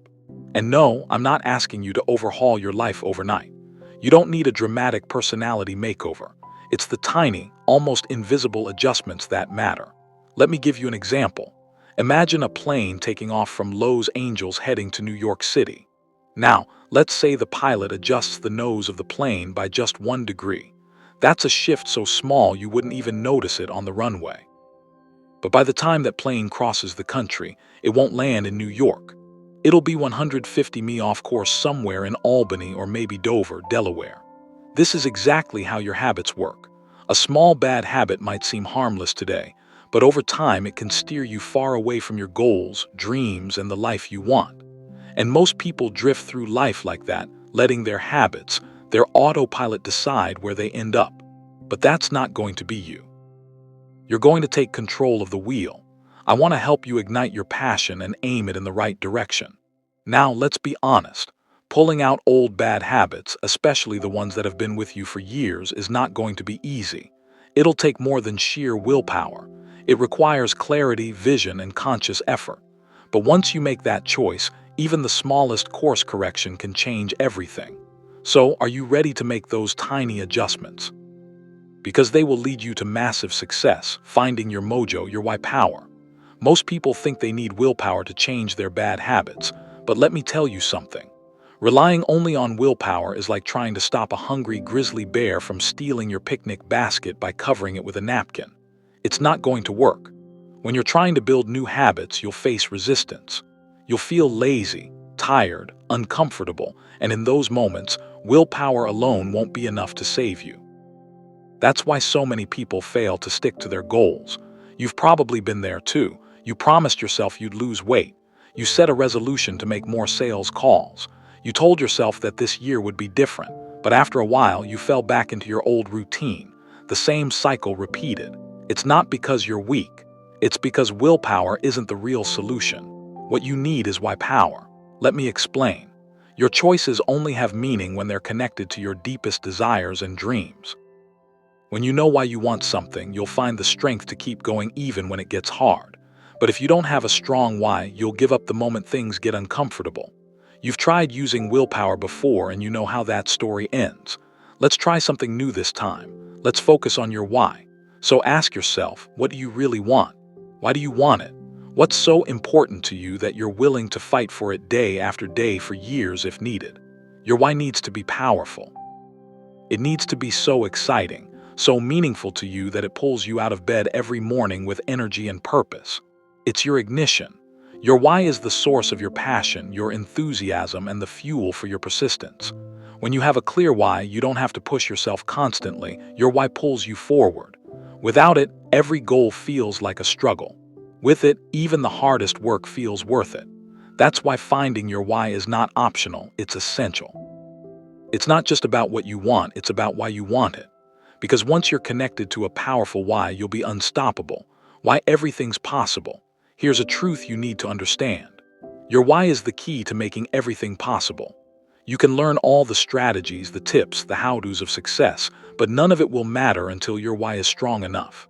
Because when things get tough, when the work feels boring, hard, or exhausting, it's your why that will keep you going. If your why isn't powerful, you'll quit, just like those New Year's resolutions that fade by February. You'll fall back into bad habits and old routines. But when your why is strong, you become unstoppable. Let me give you a simple analogy. Imagine this. I lay a 10-inch wide, 30-foot long plank on the ground. I tell you, walk across this plank and I'll give you $20. You'd probably do it. Easy money, right? Now, let's change the scenario. What if I placed that same plank between two 100-story buildings? Would you still walk across it for $20? I don't think so. You'd probably look at me and say, no way, the risk is too high, the reward isn't worth it. But now imagine this. Your child is on the rooftop of the opposite building. That building is on fire. Would you cross the plank to save your child? You wouldn't even think twice. You'd run across that plank no matter how dangerous it is. What changed? The plank is the same. The risk is the same, but this time your why changed. That's the power of a meaningful why. When your reason is big enough, you'll do whatever it takes. You'll find a way to get across no matter how hard it is. That's why money and material goals aren't enough. Sure, they're nice. We all love nice things, but they don't reach deep into your heart. If you want to tap into your true drive, you need a why that comes from a deeper place, a reason that stirs your soul. In an interview, Tony Robbins said it perfectly. I've seen business moguls achieve their ultimate goals, yet still live in frustration, worry, and fear. They focused only on achievement, not fulfillment. Success without fulfillment is failure. That's powerful, isn't it? You see, achievement alone won't give you happiness. You can reach your goals and still feel empty inside. But when your why is connected to something meaningful, when it's about growth, contribution, love, family, purpose, that's when success becomes fulfilling. That's why it's not enough to say, I want to be successful. You need to ask yourself, why do I want it? What's driving me? What's the deeper reason that will pull me forward when things get hard? When you find that reason, you'll unlock a superpower inside you. Your why power, core motivation. If you want to tap into your true why power, you need to start with your core values. Your core values define who you are and what you stand for. Think of them as your internal compass, your guiding beacon, your personal GPS. Every day, life throws choices, temptations, and demands at you. Your core values are the filter that helps you decide, is this taking me closer to my true goals or pulling me off track? But here's the problem. Most people never stop to define their core values clearly.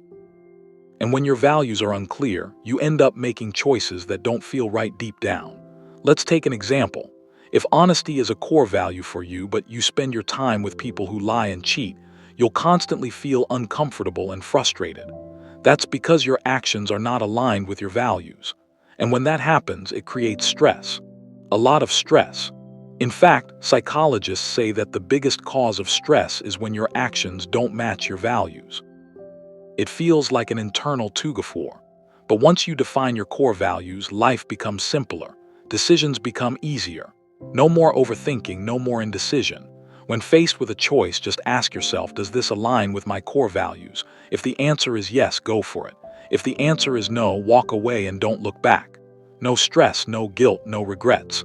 When your values are clear, your path becomes clear. And that clarity gives you confidence, focus, and peace of mind. So take the time to define your core values. They will be the foundation of your why power and the fuel for everything you want to achieve. Find your fight. People are motivated by two things, something they want or something they don't want. Love is a powerful motivator, but so is hate. Now, I know hate isn't a word we like to use, but sometimes hating the right things can be good for you. Hate disease, hate injustice, hate ignorance, hate laziness. Sometimes the fastest way to find your inner fire is to find an enemy to fight. History is full of stories where having an enemy sparked greatness.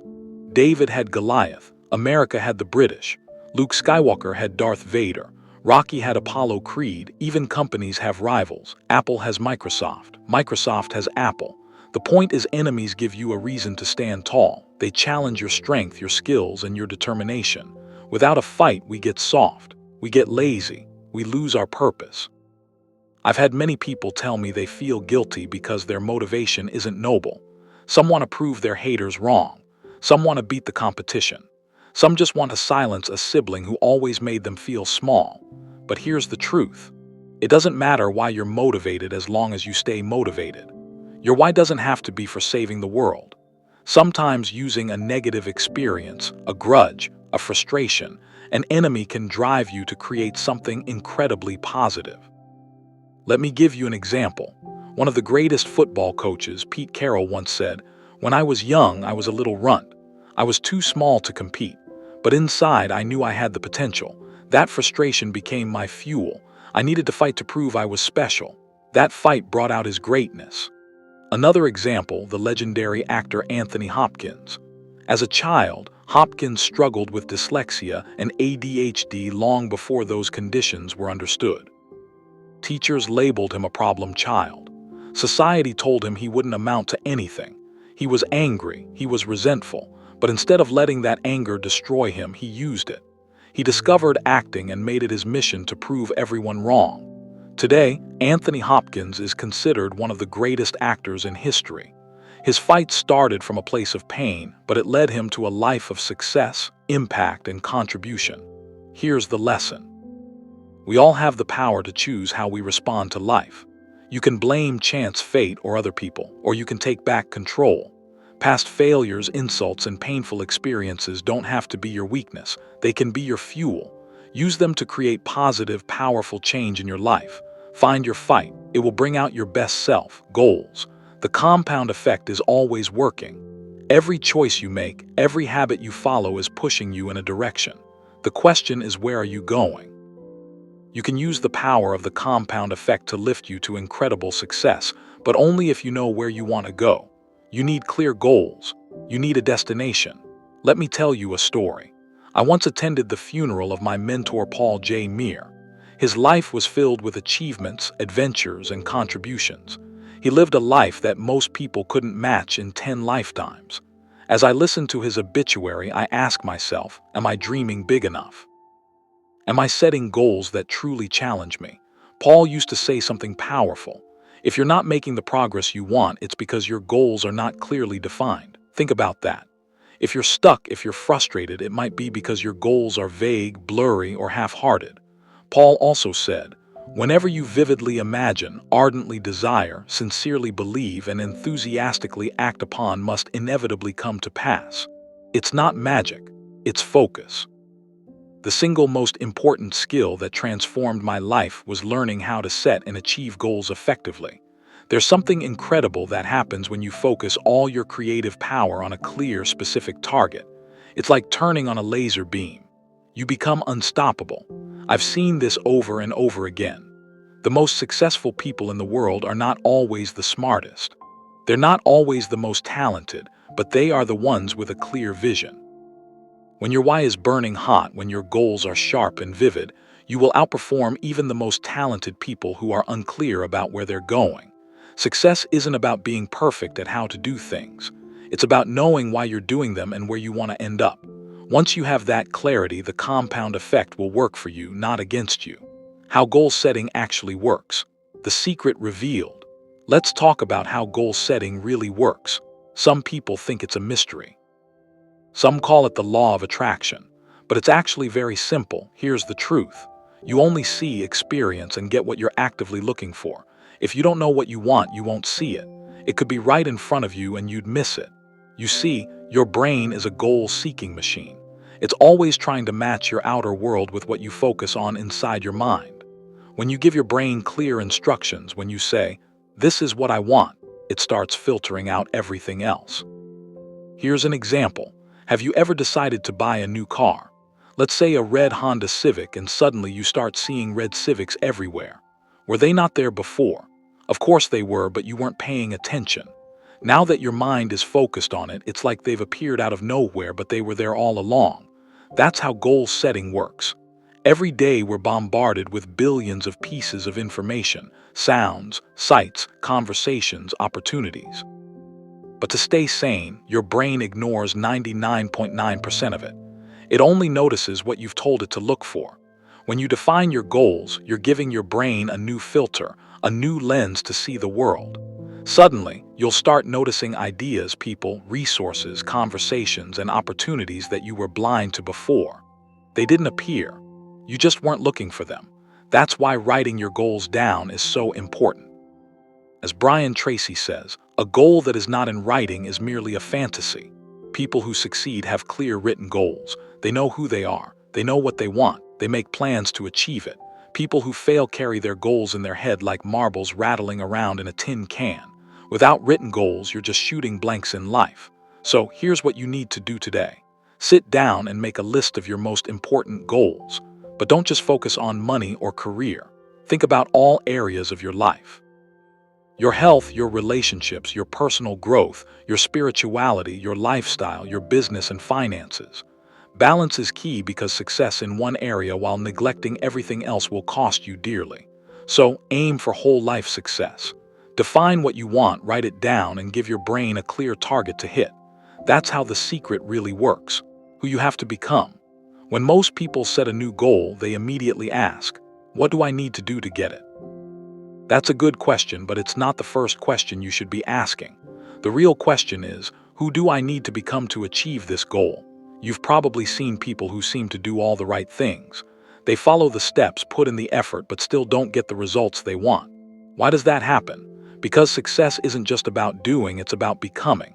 One of my mentors, Jim Rand, said it best. If you want to have more, you have to become more. Success is not something you pursue. It's something you attract by the person you become. When I truly understood this, it changed my life. Let me tell you a personal story. Years ago, when I was single and ready to find my life partner, I made a list. Not just any list, a long list. I wrote down everything I wanted in the perfect woman. Her personality, her values, her background, even the texture of her hair. I filled over 40 pages describing her in detail. But then I asked myself a deeper question. Instead of thinking, "What do I have to do to find her?" I asked, "Would a woman like this even want a guy like me?" That was a wake-up call, so I flipped the process. I wrote 40 more pages describing the kind of man I would need to become to attract a woman of that quality. What kind of character would I need? What values should I live by? How should I treat people? What kind of mindset should I have? Then I went to work on myself. I didn't chase after her. I became the kind of man who would naturally attract her. And guess what? It worked. As if she had stepped right out of the pages of my journal, I met my wife, Georgia. She was everything I had envisioned and more. Here's the lesson. If you want to achieve something big in life, don't just ask, what do I need to do? First, ask, who do I need to become? Because success doesn't come from chasing it.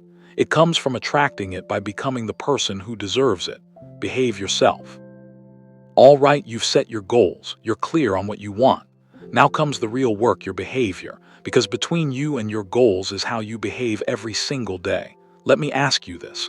What habits do you need to stop doing? And what new habits do you need to start? This is how the compound effect works. Every little choice, whether good or bad, is moving you somewhere. The question is where? You might think you already know your bad habits, but I'm willing to bet you're missing a few. That's why tracking your behavior is so important. Here's a simple example. Do you know how many hours you actually spend watching TV every day, or how often you check social media, or how many sodas you drink? Most people have no clue. I once mentored a very successful executive who wanted to be even more productive, so I had him track his daily activities for 1 week. Guess what we found? He was spending 3.5 hours a day consuming news, reading newspapers, listening to news in the car, watching news at night, even checking Yahoo News multiple times during work hours. He wasn't a journalist. He wasn't a stockbroker. He didn't need that much information. It was simply a habit. I suggested a simple fix. Cancel the newspaper. Turn off the TV and radio. Use an RSS feed to get only the news that truly matters to him. That one small change saved him hours every day. He used that extra time to exercise, read, plan, and spend more time with his family. He later told me, "I've never felt less stressed and more productive in my life." You see, one tiny habit shift can lead to a massive life upgrade. Now it's your turn. Grab a notebook, write down your top 3 goals, then make a list of all the habits that might be sabotaging your progress. Be honest with yourself. If you say you want to be healthy, but you've got Doritos dust on your fingers, I'm believing the Doritos.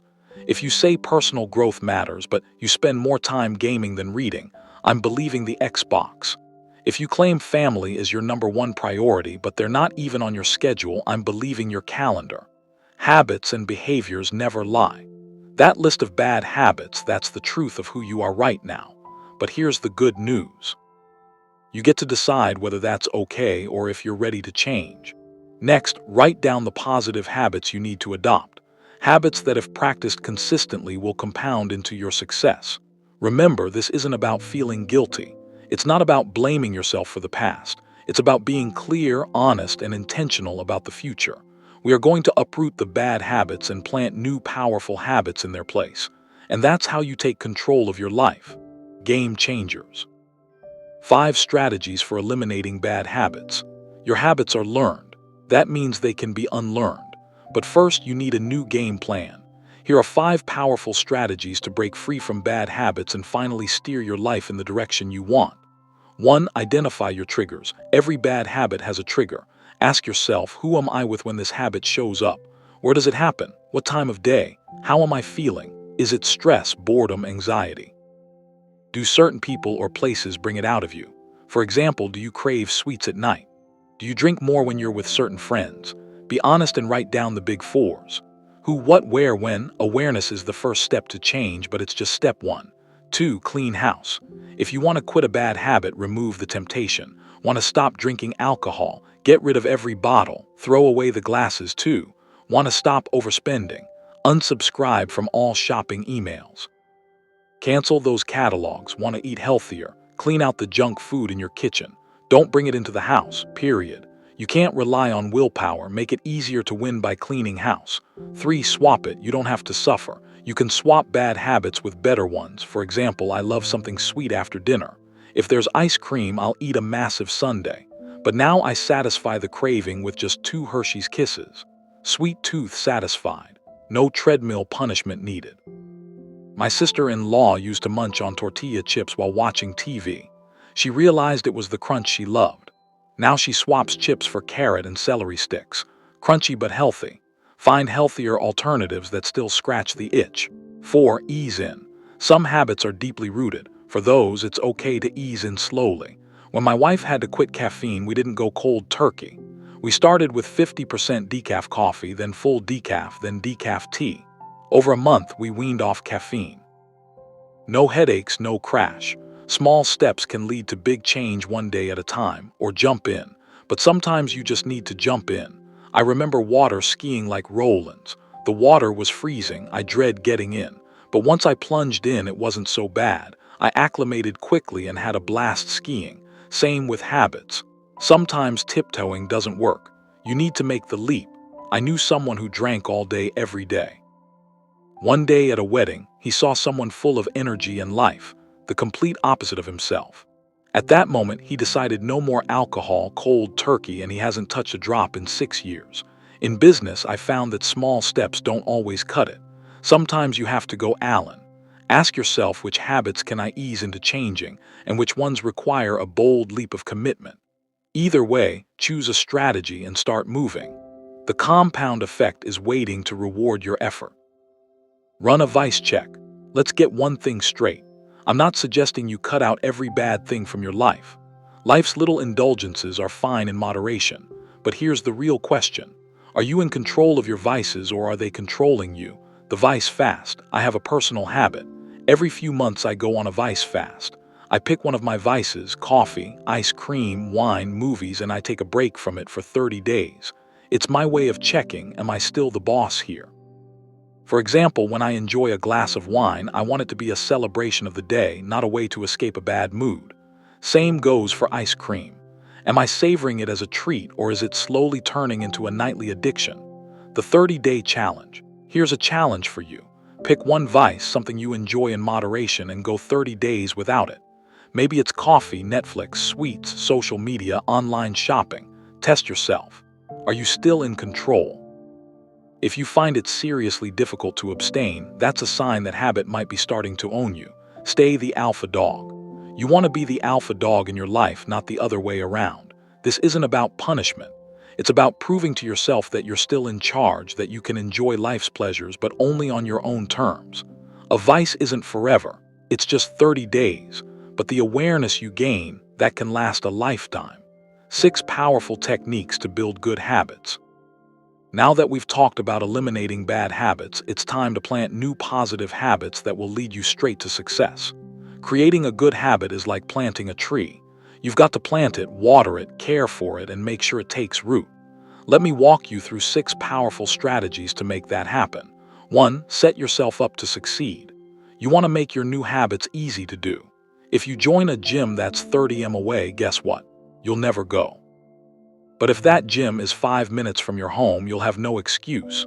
If you want to eat healthy, make sure your fridge is filled with good options. If you don't want to binge on junk at work, keep healthy snacks in your desk. The key is simple. Remove obstacles. Make success convenient. 2. Think addition, not subtraction. Don't focus on what you're giving up, focus on what you're adding in. Montel Williams taught me this. Instead of thinking I can't eat chocolate or burgers, he thinks today I get to enjoy a fresh salad, juicy fruits, and grilled veggies. Shift your mindset from sacrifice to abundance. A friend of mine replaced his TV time with playing with his kids and learning photography. Soon, the TV wasn't even a temptation anymore. What can you add to your life that's better than your old habit? 3. Go public. Accountability time. Nothing keeps you more disciplined than telling the world about your new goal. Post it on social media. Tell your family, friends, co-workers. Once you put it out there, you'll feel the responsibility to stay on track. I once helped a colleague quit smoking by putting a big calendar on her desk. Every day she didn't smoke, she'd draw a big red X soon. Everyone cheered her on. She didn't want to quit on herself or on that wall of red X's. 4. Find a success buddy. You don't have to do it alone. Find someone who's striving for their own goal and hold each other accountable. This could be a workout partner, a friend you check in with every week, or a colleague who pushes you to stay disciplined. Every Friday, I have a 30-minute call with my peak performance partner.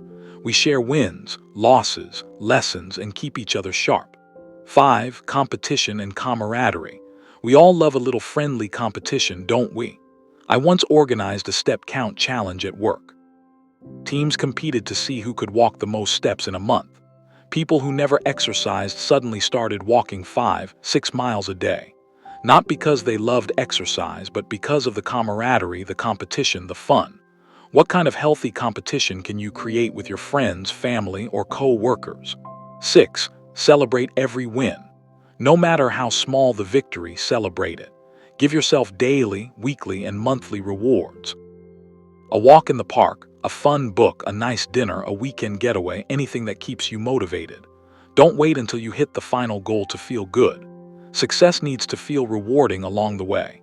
This will fuel you to keep going all the way to the finish line. Good habits don't stick by accident. They take deliberate focus, patience, and smart strategies. But once they're rooted, they grow into the foundation of your best life ever. Change is hard, and that's fantastic. Here's a little secret. Both successful people and unsuccessful people hate doing the hard stuff. That's right, they both dislike it. The only difference, successful people do it anyway. They feel the same resistance, the same discomfort, but they push through while everyone else gives up. This is your big advantage. You see, if change were easy, if everyone was transforming their bad habits and achieving their goals, success wouldn't be special. It would be ordinary. But here's the good news. Most people won't do what it takes. And that, my friend, gives you the opportunity to stand out, rise above, and lead the pack.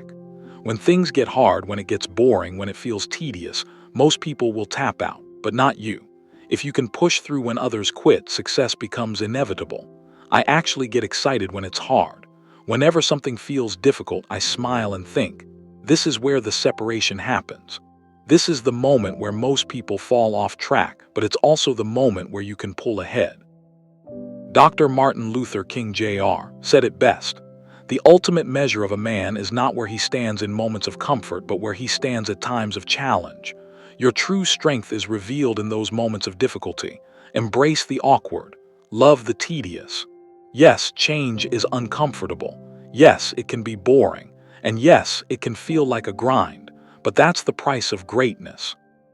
Just do it anyway, and then do it again and again, because the compound effect is quietly working behind the scenes, stacking up your small efforts into massive life-changing results. That's how success is built. When change feels hard, smile. You're stepping into rare territory where extraordinary people are made. Be patient. You're rewiring your brain. Let's be real. You didn't build your bad habits overnight. They've been with you for years, maybe decades. So when you decide to break them and install new empowering habits, you must give yourself time. Science tells us that every thought pattern, every repeated action carves a pathway in your brain like grooves etched into a record. Every time you repeat a behavior, you're deepening those grooves. They become automatic, unconscious, effortless. Attention feeds your habits. Here's how it works. When you give attention to an old habit, you activate that brain groove. The thoughts, the desires, the automatic actions, they all come rushing back. But the great news is your brain is flexible. It's malleable. It can change. When you stop feeding attention to your bad habits, those grooves begin to fade. They weaken. They lose their grip on you, replacing old grooves with new ones. Each time you repeat a new behavior, you're creating a fresh groove in your brain. The more you repeat it, the deeper that groove becomes. But remember, this takes time. Patience is not just a virtue. It's a necessity. You'll stumble, you'll fall off track, and that's okay. What matters is that you get back up, brush yourself off, and keep going. No guilt, no shame, just progress. Progress, not perfection. Don't beat yourself up for mistakes. We're human. The key is consistency, not perfection. Each time you realign with your new habits, you're strengthening them. Each small victory is compounding into something extraordinary. The big payoff is about to come.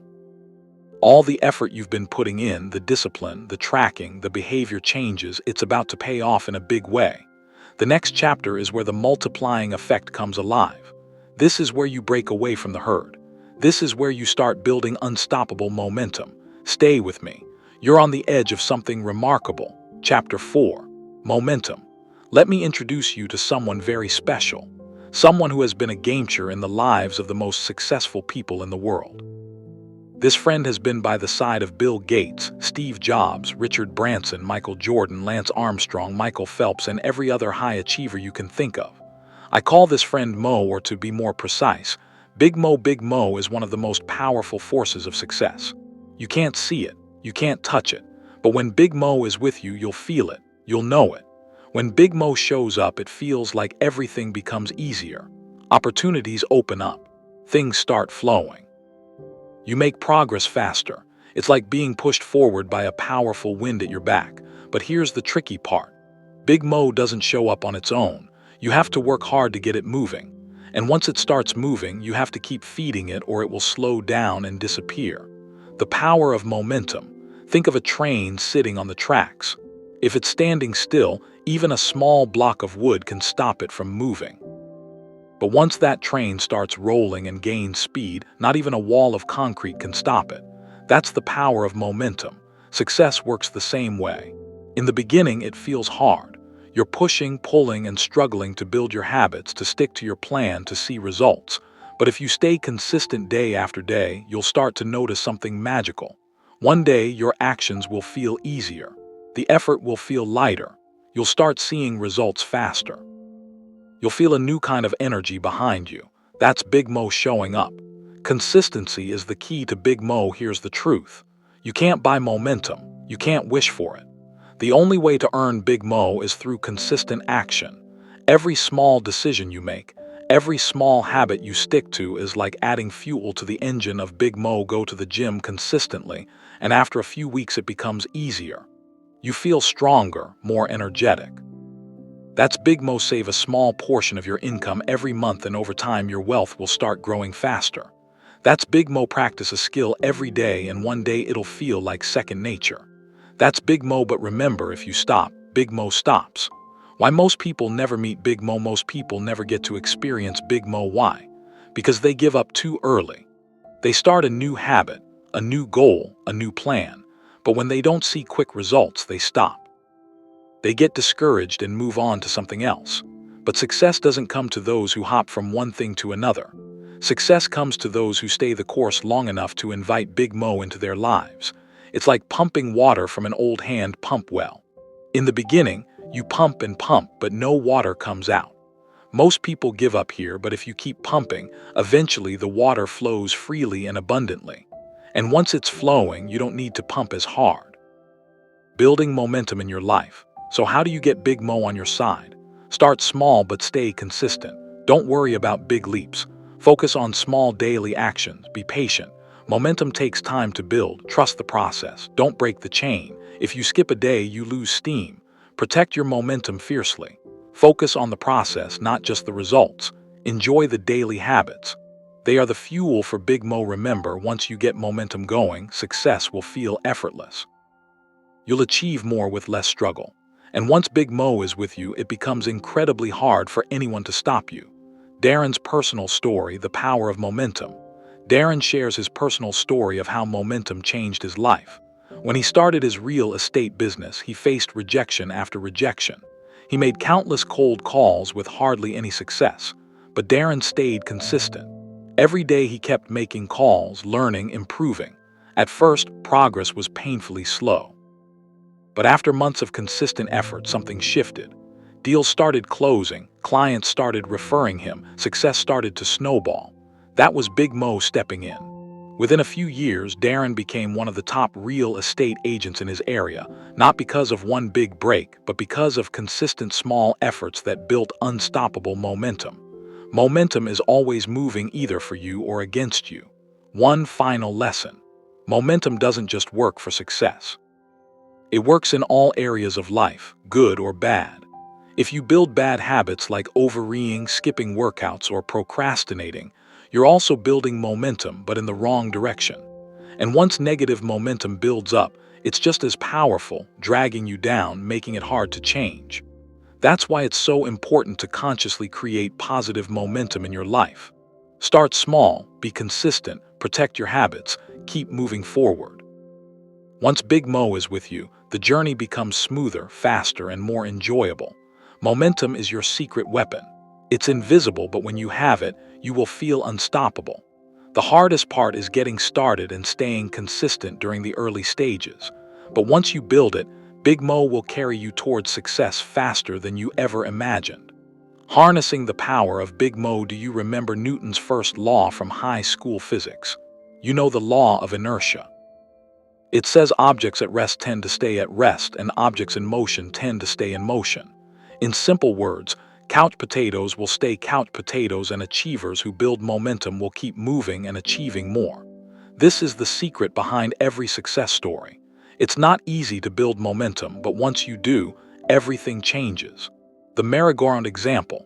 Think back to when you were a kid playing on a merry-go-round. Remember how hard it was to get that thing moving. At first, it felt like no matter how hard you pushed, it barely budged. You had to lean in, push with all your strength, groan, and even pull with your entire body. One step, two steps, three steps, and still it felt like you were going nowhere. But then after all that effort, it slowly started to spin. You kept running, pushing faster and faster until finally you could hop on and enjoy the ride. Once it was spinning, keeping it going was easy. You didn't need to push hard anymore. A small nudge here and there was enough to maintain the speed. That's exactly how momentum works in life. Change happens one small step at a time. Building any new habit is just like starting that merry-go-round. At first, progress is slow. It feels like you're putting in a lot of effort with very little to show for it. But if you stay consistent, Big Mo momentum will eventually join your journey. Suddenly, things will start to click. Results will come faster. Success will compound rapidly. Rocket ship analogy. Think about a rocket launch. Do you know that a space shuttle burns more fuel in the first few minutes of launch than it does for the entire rest of its trip? Why? Because it needs that massive energy to break free from gravity's pull. But once it's in orbit, it can glide effortlessly. Your old habits are like gravity. They will try to hold you back. In the beginning, you'll need to push harder, but once you break through, momentum will make everything easier. Momentum works both ways. Here's a critical lesson. Momentum doesn't care if you're building good habits or bad ones. It works in both directions. If you're building positive habits, momentum will amplify your success. But if you're stuck in negative habits, momentum will pull you down even faster. Remember our friend Brad from Chapter 1. His small bad habits compounded into 33 extra pounds, job stress, and marital issues. Negative momentum was dragging him into a downward spiral. That's why it's so important to control your habits before they control you. So how do you get Big Mo on your side? Here's the simple formula to build momentum in your life. Make smart choices based on your goals and values. Take consistent small actions every day. Repeat those actions long enough to form habits. Build routines and rhythms into your daily life. Stay consistent even when you don't feel like it. Do this and suddenly, bang, Big Mo will kick in your door and take over. Michael Phelps and the power of consistency. Let's talk about Michael Phelps. He didn't win 8 gold medals at the 2008 Olympics by accident. For 12 years, he worked with his coach, Bob Bowman, perfecting his routines and building unshakable consistency. Phelps trained so consistently that the only time his coach ever let him leave practice early was once for a middle school dance. 12 years of discipline for one moment of glory. That's the power of momentum. Apple's iPod, a lesson in patience and persistence. Apple's iPod wasn't an instant success either. Apple had been around for years before they launched the iPod. They weren't the first to make an MP3 player. They were actually late to the game. But what Apple had was consistency. They kept focusing on innovation, design, simplicity, and a loyal customer base. In 2001, the year they launched the iPod, their revenue dropped by 33%. The next year wasn't great either, but in 2003, things started shifting. By 2005, they had Big Mo on their side. Their revenue shot up by 68% and they dominated the market. That momentum later helped them win the smartphone battle with the iPhone and revolutionize digital music with iTunes. Google and YouTube momentum at work again. Google started as a small search engine. It struggled to compete at first, but they kept improving. They stayed consistent and eventually Big Mo showed up. Today they own over 60% of the search engine market. YouTube had a similar story. When it launched in 2005, it was just another video sharing platform.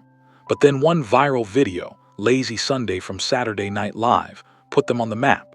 That single moment of momentum changed everything. Google later bought YouTube for $1.65 billion. That's the power of Big Mo. What's the common thread? Michael Phelps, Apple, YouTube, Google. What do they all have in common?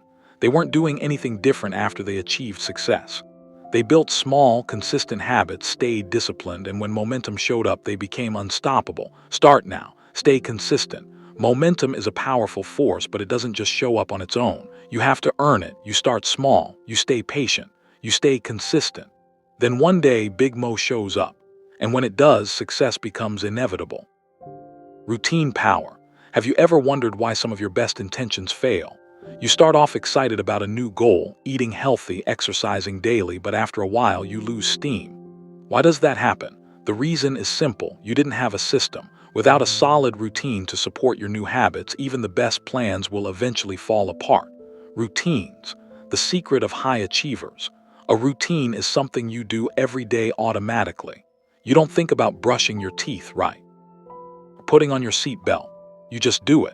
That's how successful habits are built, through routines. Look at anything you're successful at and you'll see a routine behind it. These routines help reduce stress and make your actions automatic and effective. So if you want to achieve new goals, you need to create new routines that support them. The bigger the goal, the stronger your routines. Ever wonder why military boot camps are so intense? Why making your bed or polishing your boots is treated like a life or death task? It's because routines build discipline.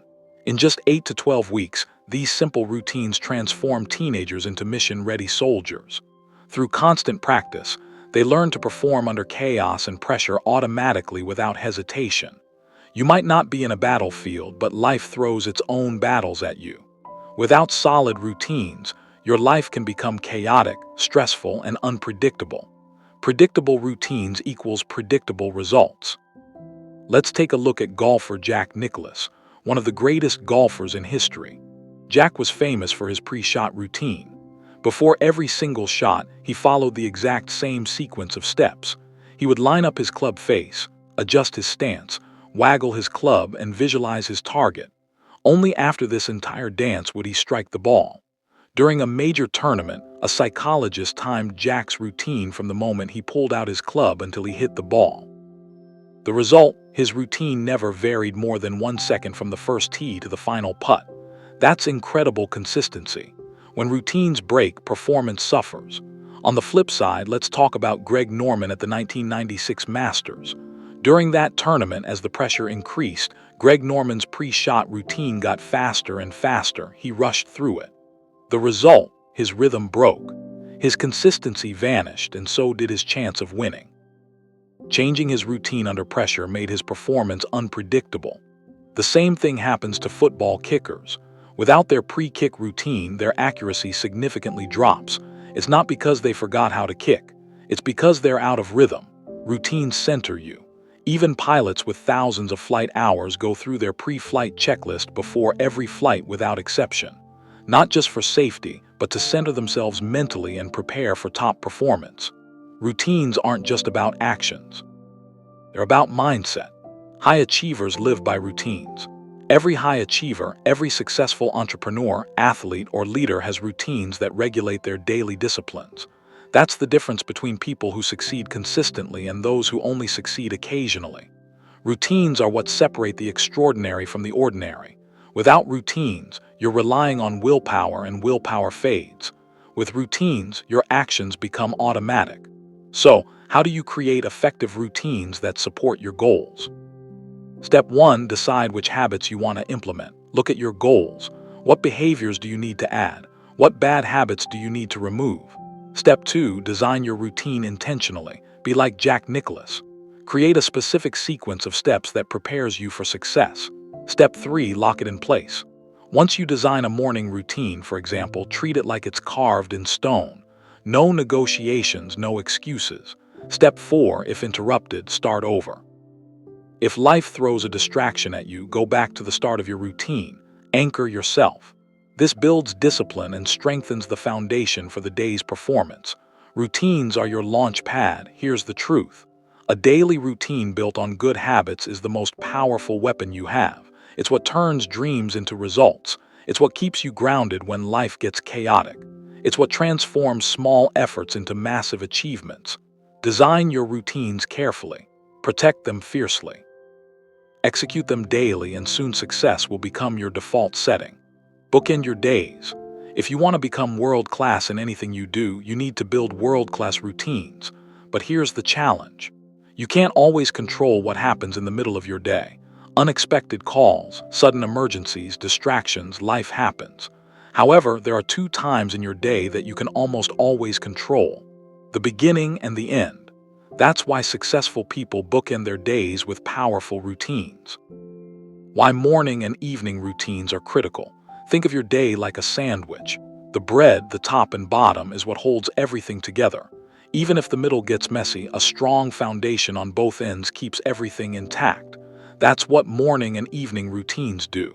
They give your day structure and stability, no matter how chaotic the middle gets. Start your day with intention. Let's start with the morning. How you begin your day sets the tone for everything that follows. If you wake up late, check your phone, and rush into the day, you're already playing defense. But if you start your day with a deliberate routine, you take control. For me, it starts with reviewing my goals. I remind myself of what I'm working towards. This aligns my mindset with my mission. Then I dive into a few key behaviors: reading something positive, getting some physical movement, and planning out my top priorities. This simple routine ensures that no matter what surprises come later, I've already set the right momentum. End your day with reflection. Now, let's talk about the evening.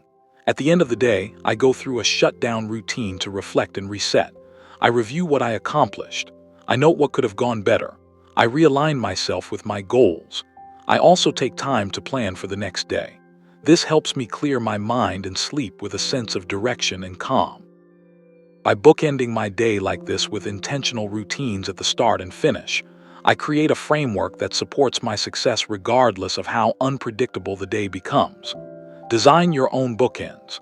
The routines that work for me might not be perfect for you, but the principle remains the same. Start your day with intention. End your day with reflection. You don't need a complicated schedule, just a few simple actions that anchor you in your goals and values. When you control the start and end of your day, you give yourself the power to stay grounded and focused no matter what challenges show up in between. Protect your bookends. Think of morning and evening routines as sacred time. They're your chance to reset, refocus, and realign with your bigger vision. You might not win every battle during the day, but if you win your mornings and your evenings, you'll win the war over time. Success is built in these small, consistent bookends. Rise and shine. Let me share with you a morning routine that has completely transformed my life. It's my personal version of Jack Nicklaus's pre-shot routine. It sets me up for a productive, focused, and intentional day. Every single day, my morning ritual locked in. My alarm goes off at 5:00 a.m. Okay, sometimes it's 5:30 a.m. I'm human too. I hit the snooze button. Now here's a fun fact. The snooze on an iPhone gives you exactly 8 minutes. Why 8? I have no clue. Ask Steve Jobs. But I use these 8 minutes for 3 powerful mindset exercises. The 8-minute mind reset. First, I think about all the things I'm grateful for. Starting the day with gratitude shifts your entire mindset to abundance. When you begin your morning feeling thankful, the world responds to you differently. Second, I send love to someone. This might sound a little strange, but it's powerful. I pick a person, anyone, and I mentally send them love. It's like a mental love letter. I wish them happiness, success, peace, everything good. When you give love, you attract more love into your life. Third, I focus on my number one goal. I ask myself, what are 3 things I can do today to move closer to that goal? At the time of writing, my top goal was to deepen the love and connection in my marriage. So every morning, I'd plan 3 actions to make my wife feel loved and appreciated. Morning movement and mind fuel. Once I'm up, I head straight to the kitchen and brew a fresh pot of coffee. While the coffee is brewing, I do 10 minutes of stretching, a little trick I learned from Dr. Oz. Years of weightlifting had made me stiff, so stretching needed to become part of my routine. I found the perfect slot: stretch while the coffee brews. After stretching, I pour my coffee and settle into my comfy leather recliner. I set my iPhone timer for 30 minutes, not a minute more, not a minute less. And I read something positive, instructional, or inspiring. Focused work, no distractions. When the timer goes off, it's time for focused, undistracted work. I spend the next 1 hour on my most important project. Notice something here. I haven't opened my email yet. No notifications, no distractions, just deep, focused work. Calibration appointment, setting the day. At 7 a.m., I have what I call my calibration appointment. It's a 15-minute meeting with myself scheduled in my calendar. During this time, I review my 1-year and 5-year goals, look at my key objectives for the quarter, remind myself of my top goal for the week and month.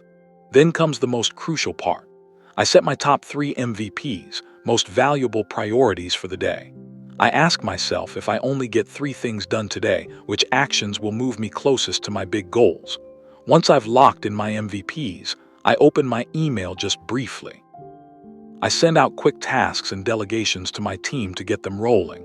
Then I close email and get back to working on my MVPs. Why this routine matters? Here's the thing. The rest of my day can unfold in a million unpredictable ways. But as long as I execute this morning routine, I've already taken care of my most important disciplines. This routine grounds me. It ensures that I start each day with clarity, focus, and intentionality instead of letting bad habits or chaos take over. Own your morning. Own your day. Starting your day with a routine like this gives you power. It's not about being perfect. It's about building a predictable system that aligns your mindset and actions with your goals.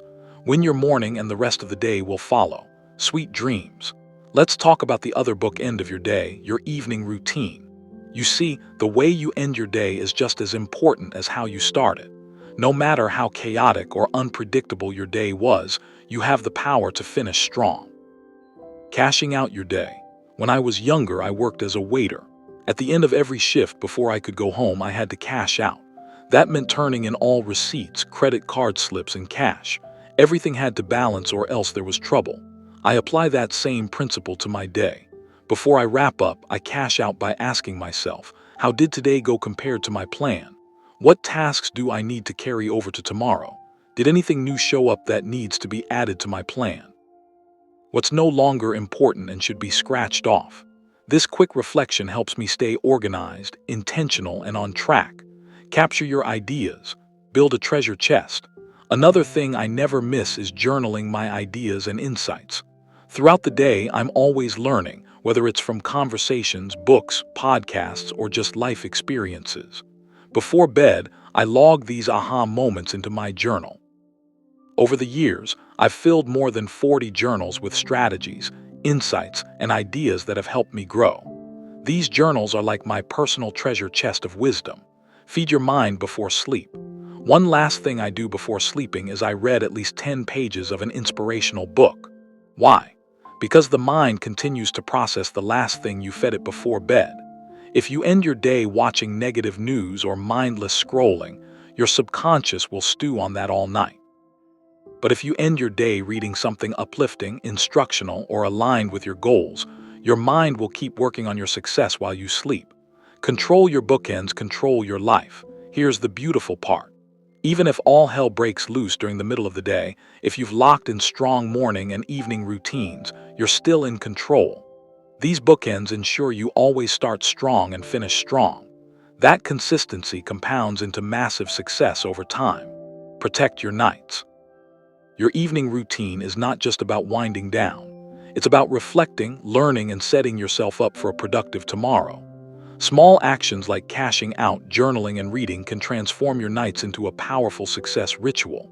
So tonight, instead of crashing into bed with unfinished thoughts and scattered plans, take 5 minutes to cash out, capture your insights, and feed your mind something positive. You'll sleep better and wake up ready to conquer. Shake it up. Routines are powerful, but if you're not careful, they can also become your prison. You see, doing the same things the same way at the same time day after day can lead to boredom. You stop growing, you lose excitement, and worst of all, big mode disappears. Why you need to interrupt your routines? Let me give you a simple example. When I work out with weights, if I follow the same routine for weeks, same exercises, same order, same tempo, guess what happens? Nothing. My body adapts. Progress plateaus. I get bored. I lose passion. Momentum gone. That's why it's so important to shake things up. Changing your routine challenges your body, your mind, and your spirit. It refreshes your experience and reignites your energy. Inject adventure into your life. Right now, I'm on a mission to add more adventure into my life. I set small challenges for myself, weekly, monthly, and yearly goals where I push myself to do something new. It's not always something huge or life-changing. Sometimes it's as simple as trying a new type of food, taking a class I've never considered before, visiting a new destination, joining a club to meet different people. These small shifts keep life exciting. They wake me up from autopilot and they open doors to fresh perspectives and opportunities. Check your routines.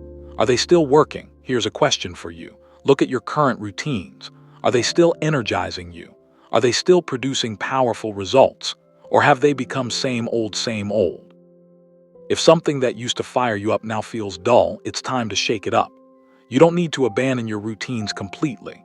Just add a twist, change the scenery, raise the difficulty. Explore something new, keep it fresh, keep growing. Sticking to good habits is essential, but remember, growth happens when you challenge yourself. So every now and then, step out of your comfort zone, experiment, explore, play. This keeps you passionate, creative, and in the zone for long-term success. Don't let life get stale. Keep shaking things up and watch how Big Mo comes rushing back into your life. Getting into a rhythm, find your new groove. All right, so you've built your daily disciplines. You've started developing positive routines, but here's the next step. You need to get into a rhythm. Rhythm brings momentum. Think of your disciplines and actions like the wheels of a steam locomotive. In the start, it's hard to get moving. Even a tiny block of wood can keep that huge train from moving an inch. But once the pistons start pumping, once the wheels get rolling and the pressure stays consistent, that train becomes unstoppable. At 55 miles an hour, it can smash through a 5-foot thick steel reinforced concrete wall without stopping. That's what rhythm does for your success. It turns small, consistent actions into massive, unstoppable momentum. Create rhythms for every area of life. For me, rhythm isn't just about daily habits. I plan ahead to create weekly, monthly, quarterly, and yearly rhythms. Let me give you an example. One of my biggest goals is to deepen the love and intimacy in my marriage. But as you probably know, even the most important priorities can get lost in the chaos of daily life unless you schedule them. Weekly rhythms. Lock it in. Here's how we keep the rhythm alive. Every Friday at 6:00 p.m. it's date night. An alarm goes off on both our phones. No matter what we're doing, we stop and make time for us. Every Saturday, it's family day.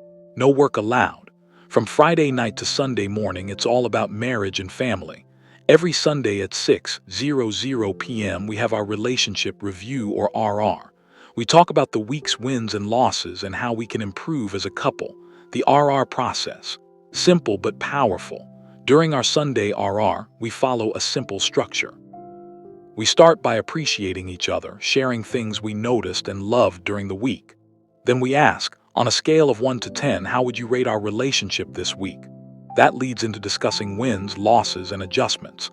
Finally, we ask, what would it take to make your experience a 10 next week? This honest but loving conversation helps us stay aligned and connected. It's simple, it's powerful. I highly recommend it if you dare. Monthly and quarterly rhythms, creating memories. Every month we plan something unique and memorable. Life is just a collection of experiences. So we intentionally create experiences that are special and out of the ordinary. It could be a drive up to the mountains, an adventurous hike, trying a fancy new restaurant, a sailing trip.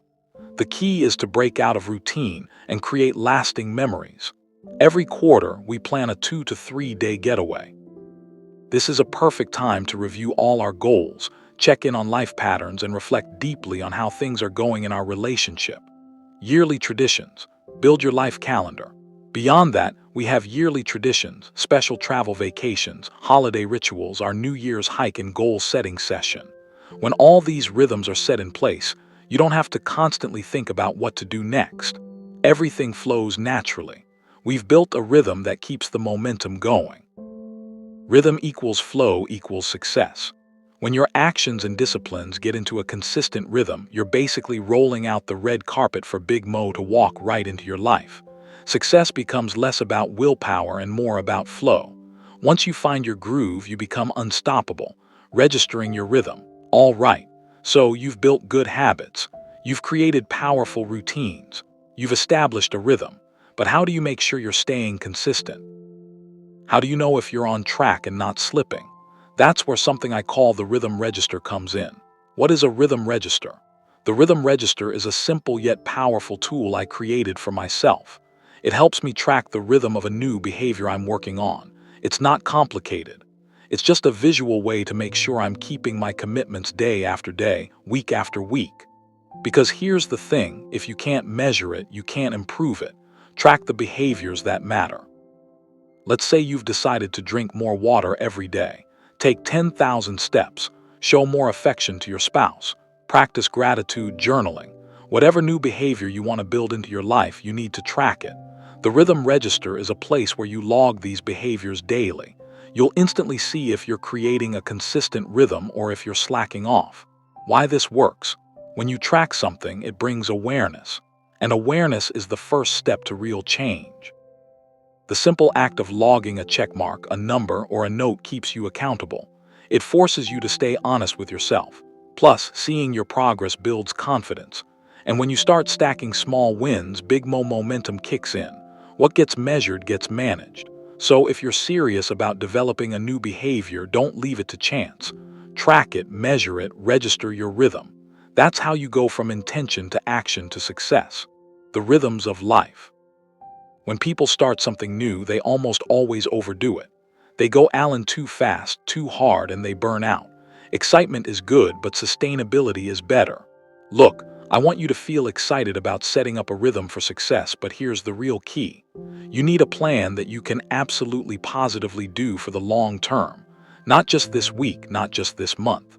I'm talking about a rhythm you can sustain for the rest of your life. The compound effect needs time. The positive results you're after, the true compound effect, only happen when you make smart choices and repeat them consistently over time. You don't win by doing a lot for a short burst. You win by doing a little day in, day out over the long haul. The common mistake, doing too much too soon. Let me tell you a story. A friend of mine, we'll call him Richard, saw a photo of himself I posted on Twitter. He decided right then and there, I'm getting in shape. This was a big lifestyle shift for Richard. He sat at a desk for 12 hours a day. He avoided bending down just to grab a dish. He hated exercise, but now he was fired up. He joined a gym, he hired a personal trainer, and he started working out 2 hours a day, 5 days a week. I told him, Richard, that's a mistake. You won't be able to keep that up. You're setting yourself up for failure, but he pushed back. No, I've changed. I'm committed. I want abs. What's your real goal? So I asked him, what's your real goal?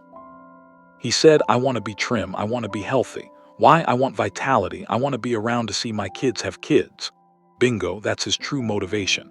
He wasn't in it for six-pack abs, he was in it for the long haul. Don't design for bikini season, design for life. I told Richard, okay, you've convinced me, but your plan is unrealistic. Here's why. In a few months, life will get busy. He'll say, I don't have 2 hours to work out today, so I guess I won't go. Then 2 days missed becomes a week missed. Soon it's over. Build a rhythm you can sustain. So I advised him, do your 2 hours a day, 5 days a week, but only for the first 60 to 90 days. That's just to build momentum. After that, scale down to 1 hour or 1 hour 15 minutes 4 days a week. Sustain that for another 60 to 90 days. Eventually transition to a rhythm of 45 minutes to 1 hour 3 to 4 times a week. That's a program you can maintain for the next 50 years, not just 5 months. The hard truth about success. Consistency is the critical ingredient of success. Anyone can go hard for a short time, but the real winners, the ones who see the compound effect work its magic, are those who set up a rhythm they can stick to for life. Pace yourself to win. So when setting up your success rhythm, ask yourself, can I keep this up for the next 5, 10, 20 years? If not, adjust. Start smaller, focus on what's sustainable. Because success isn't a sprint, it's a rhythm, the power of consistency. If there's one superpower that gives me an edge over others, it's not talent, it's not intelligence, it's not even hard work. It's consistency, consistency. The ultimate competitive advantage. Let me tell you, nothing kills big momentum faster than a lack of consistency. You can be smart, passionate, ambitious, but if you're not consistent, you're going nowhere. It's consistency that transforms good intentions into real results. A simple analogy, the flight from LA to New York. Imagine this. You and I are both flying planes from Los Angeles to New York City, but here's the catch. You are flying at 500 mph blazing fast, but you stop and land in every single state along the way. I, on the other hand, fly at a modest 200 mph, but I never stop. I fly straight through. Who's going to reach New York first? I will by a landslide. Why? Because stop and go is a killer. Every time you land, you lose time. Every time you stop, you burn fuel starting back up again. It doesn't matter how fast you fly in bursts. The start-stop cycle destroys your momentum. It drains your energy. It saps your motivation, and eventually you run out of fuel. Slow and steady wins the race. Meanwhile, I just keep going. No bursts of speed, no flashy takeoffs, but I don't stop. Even at a slower pace, I'm making steady, uninterrupted progress. The real secret is small, consistent actions over time. That's how success works in real life. It's not about giant leaps. It's not about random bursts of effort. It's about doing small, smart actions consistently over a long period of time. It's boring. It's unsexy, but it works. Commit to consistency. So if you're serious about reaching your goals, make consistency your best friend. It will take you further than talent. It will outlast motivation. It will beat anyone who relies on speed without staying power. Consistency is what keeps Big Mo on your side, the pump well. Let's talk about what really happens when you slack off on your routines. It's not just missing a workout or skipping a prospecting call or postponing date night one Friday. No, it's much bigger than that. You're not just losing the small results of that single missed action. You're losing something far more precious: momentum. The hand-pumped water well analogy. Picture this. You're standing next to an old-school hand-pumped water well. The water you want is buried deep underground. To get it, you've got to pump that lever again and again to create the vacuum that pulls the water up. You pump, and what do you see? Nothing. Most people give up here. They think this is pointless. It's not working. And they walk away empty-handed. The few who persist, but the wise ones, they keep pumping. And after a while, a few drops of water appear. But even then, most people quit. All that work for a few lousy drops, but those who persevere, they keep pumping. And suddenly the stream bursts forth. Water starts flowing freely. Now you don't have to pump as hard. You just need to keep pumping steadily to maintain the flow. The cost of inconsistency. But here's the catch. If you stop pumping for too long, the water doesn't stay at the top waiting for you. It drops back down. And when you come back, you're back to square one. You'll have to pump furiously just to get those few drops again. That's exactly how life works. Stop and go kills momentum. You get excited about a new project. You go hard for a few weeks, then life gets busy. You slack off. You're making prospecting calls daily until you get a few deals. You're doing date nights until Netflix starts winning again. You're working out until life happens. Every time you stop, you kill Big Mo momentum. Not just a pause, it's a reset. And starting over is exhausting. Be the tortoise, not the hare. Winning is about pace, not sprints. Be the tortoise. The one who with enough time beats everyone else. Not by speed, but by consistency. Positive habits, right choices applied daily without fail. That's how you win. Protect your momentum. Every skipped action isn't just a small loss. It's a crack in your momentum. Protect it. Cherish it, because once you lose it, getting it back is a painful uphill climb. In the next chapter, we'll dive into the invisible forces that can either boost you up or drag you down. The influences that shape your success, often without you even realizing it. Chapter 5. Influences. Let's take a moment to reflect. By now you know how powerful your small choices are. Every choice, whether big or small, adds up over time. Like drops of water filling a bucket, they compound, creating an enormous impact on your life. You've also learned something very important. You are 100% responsible for your life. Yes, you are responsible for every choice you make, every action you take. No excuses, no blaming anyone else. But here is where it gets tricky. Even though you are in charge of your choices are constantly being influenced by outside forces. Forces that quietly shape your thoughts, your habits, and your behaviors, often without you even realizing it. Most people live unaware of this subtle control. But if you want to stay on track toward your goals, if you want to keep growing, keep succeeding, you must become aware of these influences. More importantly, you need to take control over them. Otherwise, they will control you and possibly pull you away from your dreams. Darren Hardy explains that we are all affected by three main types of influences. Let's explore them one by one. 1. Input. What you feed your mind. Think of your mind like a garden. If you plant flowers, water them, and care for them, you'll have a beautiful blooming garden. But if you let weeds grow, they'll take over everything. The same happens with your mind. What are you feeding your mind every day?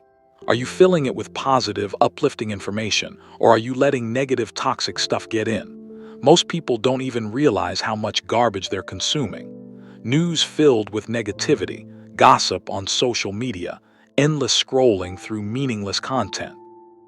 Every piece of information you consume is like a seed. It either helps you grow or it holds you back. If you want to grow, you need to be very selective about your input. Start feeding your mind with books, podcasts, videos, and people who uplift you. Fill your mind with ideas that inspire you, challenge you, and push you toward your goals. Remember, garbage in, garbage out, but greatness in, greatness out. 2. Associations. The people you spend time with. You've probably heard this before. You become like the 5 people you spend the most time with. It's true. The people around you shape your thoughts, your attitudes, your habits, even your income. If you hang out with lazy, negative people who complain all the time, their mindset will slowly rub off on you. You might not notice it immediately, but over time it will affect your actions and decisions. On the other hand, if you surround yourself with positive, ambitious people who challenge you, encourage you, and push you to be better, you'll naturally rise to their level. Darren Hardy calls this the association effect. He suggests you categorize your relationships into 3 groups. Disassociation, people you need to cut off. These are toxic, negative people who drain your energy and pull you down. Limited association, people you need to spend less time with. Maybe they're not bad people, but they don't align with your goals. An expanded association, people you need to spend more time with. These are your role models, mentors, and peers who inspire you to grow. Take a moment to reflect. Who are you spending your time with? Are they helping you grow or holding you back? Choose your circle wisely. It could be the difference between success and failure. 3. Environment, your surroundings. Now, let's talk about your environment. This includes your home, your workspace, your city, even the content you see online. Everything around you affects your mindset, even in ways you don't consciously realize. If your workspace is messy and chaotic, it's hard to focus. If you live in an environment filled with negativity, it will influence your mood and energy. But if you intentionally design your environment to support your goals, it becomes a powerful ally. For example, if you want to eat healthy, stock your kitchen with nutritious food. If you want to read more, place books where you can see them. If you want to exercise regularly, set up a workout space at home. Small adjustments to your environment can create huge shifts in your behavior. Be intentional. Create an environment that makes success easy and failure hard. You are the gatekeeper. In the end, here's what you must remember. You are the gatekeeper of your mind, your relationships, and your environment. Nobody else will protect you from negative influences. It's your job. Be mindful of what you allow into your life. Control your input, choose your associations, shape your environment. When you align these influences with your goals, success becomes a natural outcome. But if you ignore them, you risk being quietly pulled off track. Stay vigilant. Stay intentional, because these influences will either build you up or break you down. The choice is yours. Garbage in, garbage out. Let me ask you something. If you want your body to be healthy and perform at its best, what do? You eat healthy food. You avoid junk food. You stay careful about what you put inside your body. Simple, right? But what about your brain? If you want your mind to be sharp, focused, and creative, you need to be even more careful about what you feed it. Here's the truth. Garbage in, garbage out. If you fill your mind with negative news, gossip, and mindless entertainment, that's exactly what will come out in your thoughts, actions, and results. But there's a problem. Unlike food, where you can choose what to eat, most of the information we consume enters our brain without us even noticing. We listen to news on the way to work. We scroll through social media. We watch TV shows that add no real value. All this information seeps into our minds quietly and it shapes how we think. Your brain's default mode is fear and survival. Here's something important to understand. Your brain's primary job is not to make you happy. Its main job is to keep you safe. It's always looking out for threats, always scanning for danger, always focusing on what's wrong. That's why when you turn on the news and hear stories about robberies, accidents, or economic problems, your brain lights up. It grabs onto that negativity and then it keeps chewing on it over and over again.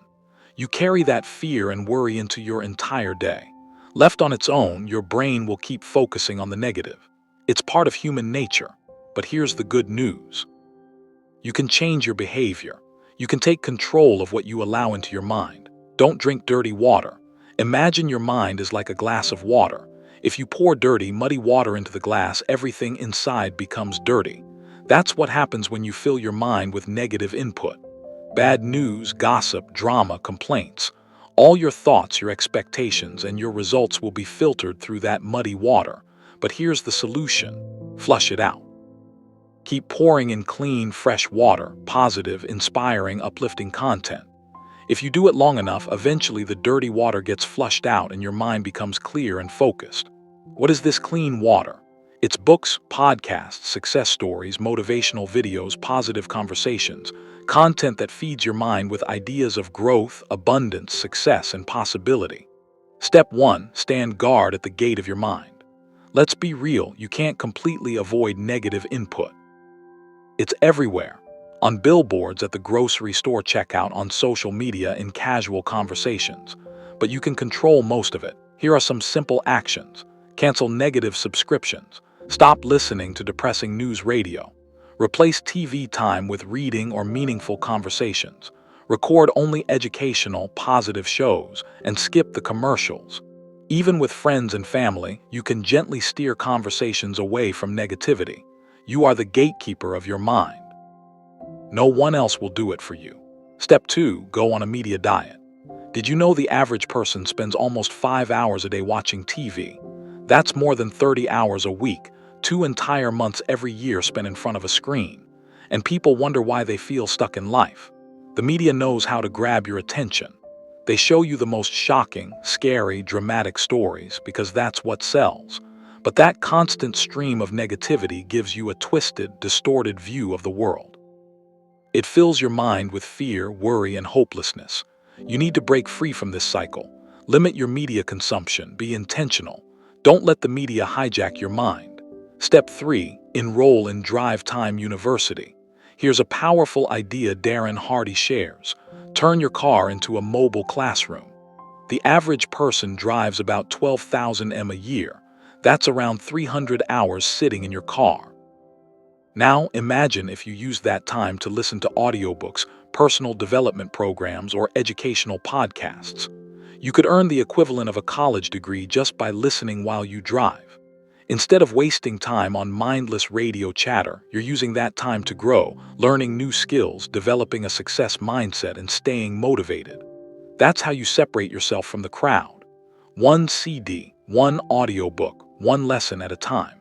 You control the input. At the end of the day, your life will reflect what you put into your mind. If you allow negativity, fear, and nonsense in, that's what will come out.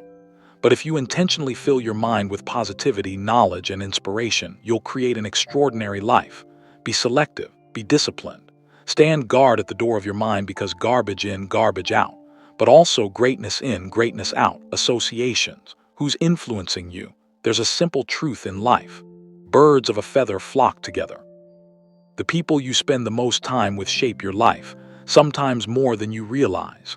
Social psychologists have found that up to 95% of your success or failure is influenced by your reference group. That's the circle of people you hang around with the most. Think about it. Who do you spend most of your time with? Are these people positive, successful, and uplifting, or are they negative, complaining, and stuck in their old ways? Jim Rand famously said, "You are the average of the 5 people you spend the most time with." Your income, your health, your attitude, all of it can be predicted by looking at those 5 people. Subtle influence over time. Here's the tricky part. This influence doesn't happen overnight. It's slow, quiet. It's like being in an inner tube at the beach. You think you're floating in place, but when you look up, you've drifted far down the shore. Your friends' habits will slowly become your habits. Their conversations become your conversations. Their mindset becomes your mindset. If your friends always order greasy food and extra drinks, soon you'll be doing the same. If your friends talk about success, read great books, and strive for more, you'll find yourself matching their pace. You cannot hang around negative people and expect to live a positive life. Take inventory. Who are your five? Here's a challenge for you. Write down the 5 people you spend the most time with. List their main traits, both good and bad. What's their average income? How's their health? What's their attitude like? Are they growing or stuck? Look at that list and ask yourself, is this who I want to become? If the answer makes you uncomfortable, it's time to make some changes. 3 types of associations. Jim Rand taught Darren Hardy a powerful way to manage relationships.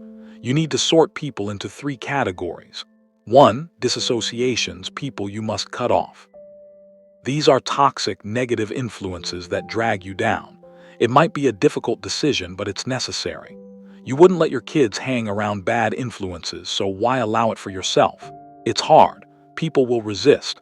They may accuse you of changing or being selfish, but it's not about them. It's about protecting your future. Their discomfort is a reflection of their own guilt and fear. Stay strong.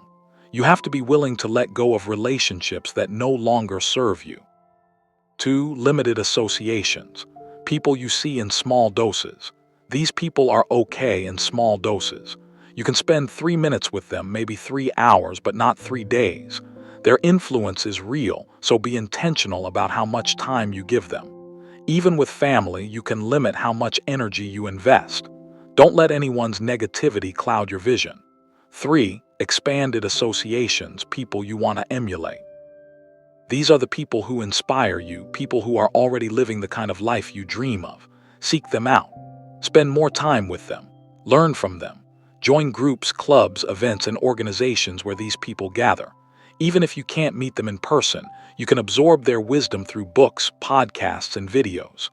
Darren Hardy shares how he spent thousands of hours with his mentor, Jim Rand, mostly through audio programs. You can do the same with any mentor you admire. Find a peak performance partner.